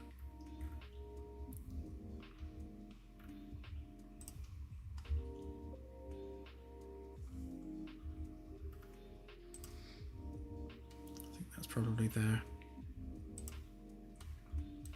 most recent picture.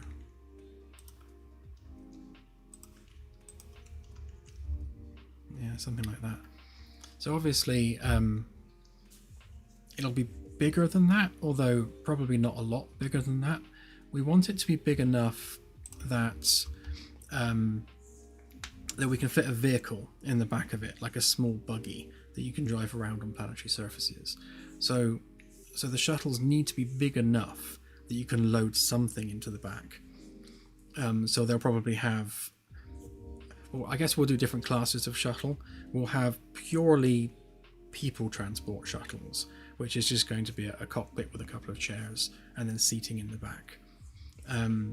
Obviously, they need room for a reactor, they need room for oxygen storage and all that sort of stuff. So there's going to be a lot of commodities and infrastructure that needs to go into them, because we'll model the shuttles no differently we do than the main ships.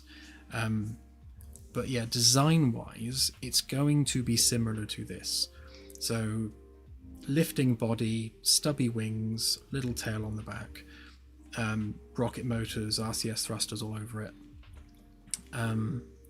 Yeah, obviously it won't be exactly like this, but you know, it'll feel like this.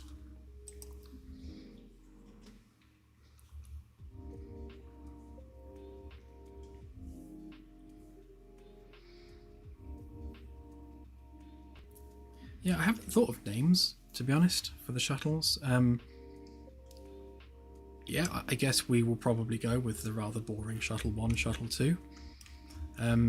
But yeah, I think naming them can be a thing.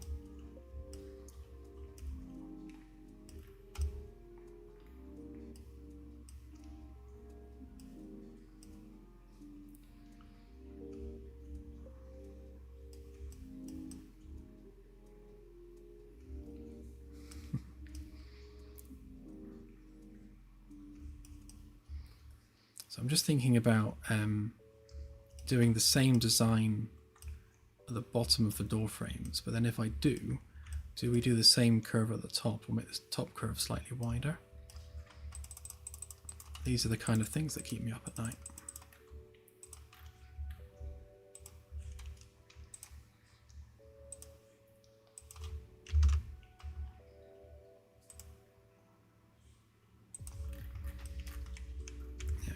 do something like that.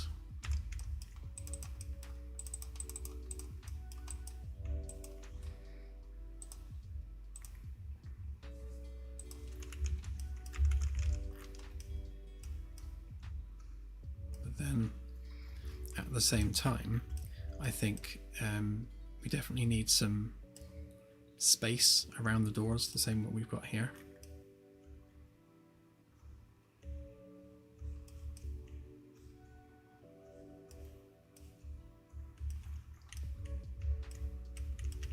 So the question becomes then, how much space do we have around the door? Because ideally we want to set that back by 5.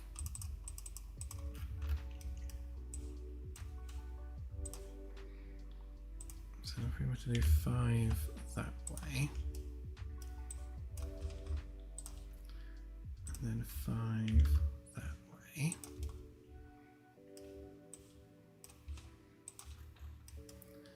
and 5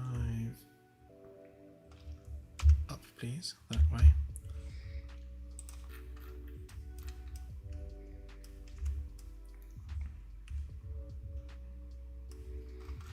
Obviously we don't have 10 spare in terms of our gappage. We've got a maximum of 6, so 10 takes us to there. So the curve is going to it's going to be a curve intersecting a curve, and that's never fun, but I think we can make it work.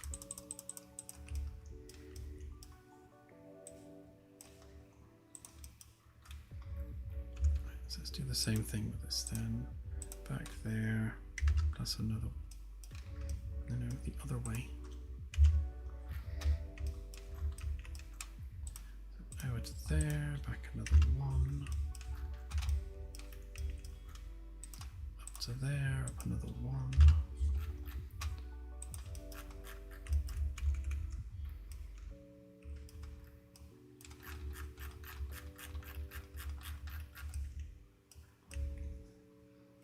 I think we definitely need the exposed wood around the door frames. Let's export this and see what we get.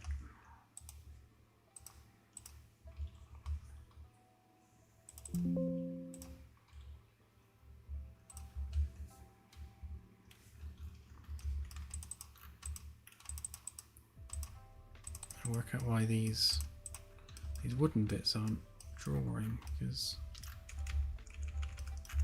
they are definitely there. I think what's happening is because the geometry has some weirdness going on with it. Unreal's rejecting the FBX, or that part of the FBX.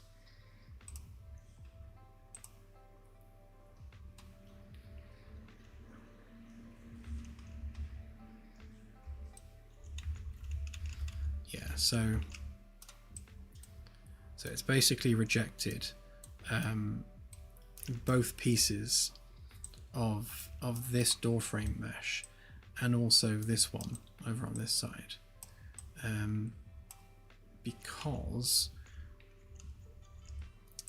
because we've got those weird curve intersects on that corner up there, so they will need to be fixed before we can export that properly. Okay, but that means we end up with a design like this. Obviously we need to replace that door with something more befitting a bathroom, not because that was supposed to be the armory door, so need to put a better door in there. But yeah, we actually have walls.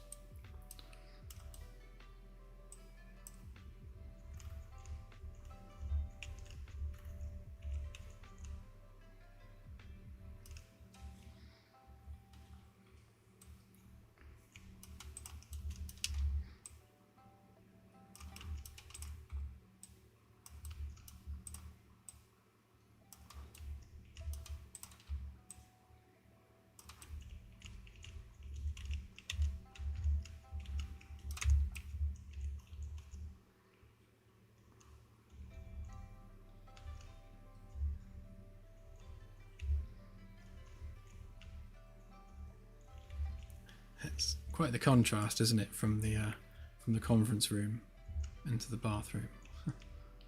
Really need to sort the lighting out in here. It's so dim. Because that's reasonably well lit, and then that's just a little bit too cozy, I think, for a conference room.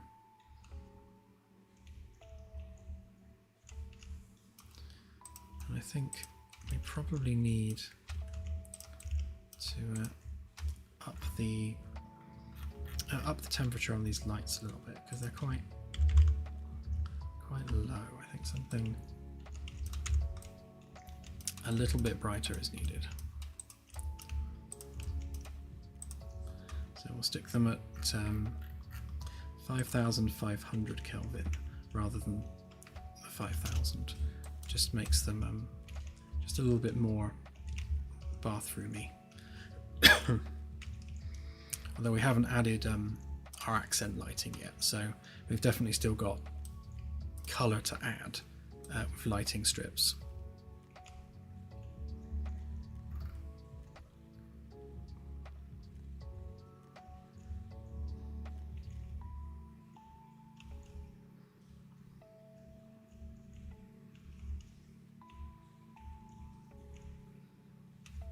Yeah, and I think we definitely need that wood around the outside. I think just having the plain panel is a little bit boring. So yeah, we'll keep that wood going around. And plus that's, it matches the rest of the ship that way as well. Okay, well I think, yeah, I think we're making progress.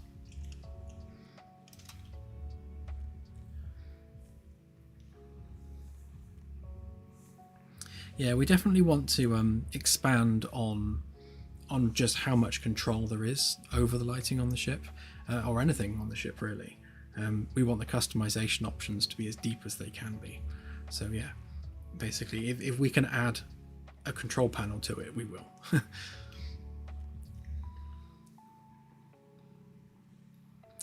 Maybe Danger Mass, but I think we don't need a lot, so I think we'll be okay. But yeah, I quite like that actually. Did I mention I love my little floor sparkles? What I need to do now is I need to pull this into Substrate, because I think Substrate's enabled by default in 5.7, which means we can have a true almost like mother of pearl flex in the black resin, and really go high end with it. I'll experiment with that and see if I can yeah, come up with something that looks sparkly and nice. Well, on that happily note, that's us done for another stream, and we'll continue with this bathroom on the next stream until it's done. And then after that, then yeah, why don't we start on the shuttle? That would be quite a lot of fun. It's going to be a slightly longer project working on the shuttle, but we do need one, and we need one reasonably soon, because the sooner we've got shuttles implemented, the sooner we can start looking at actual planetary landings, and that excites me. So yeah, we'll work on that. All right, have a good weekend, everyone, and I shall see you on Sunday for more of the same. Have a good one. Bye for now.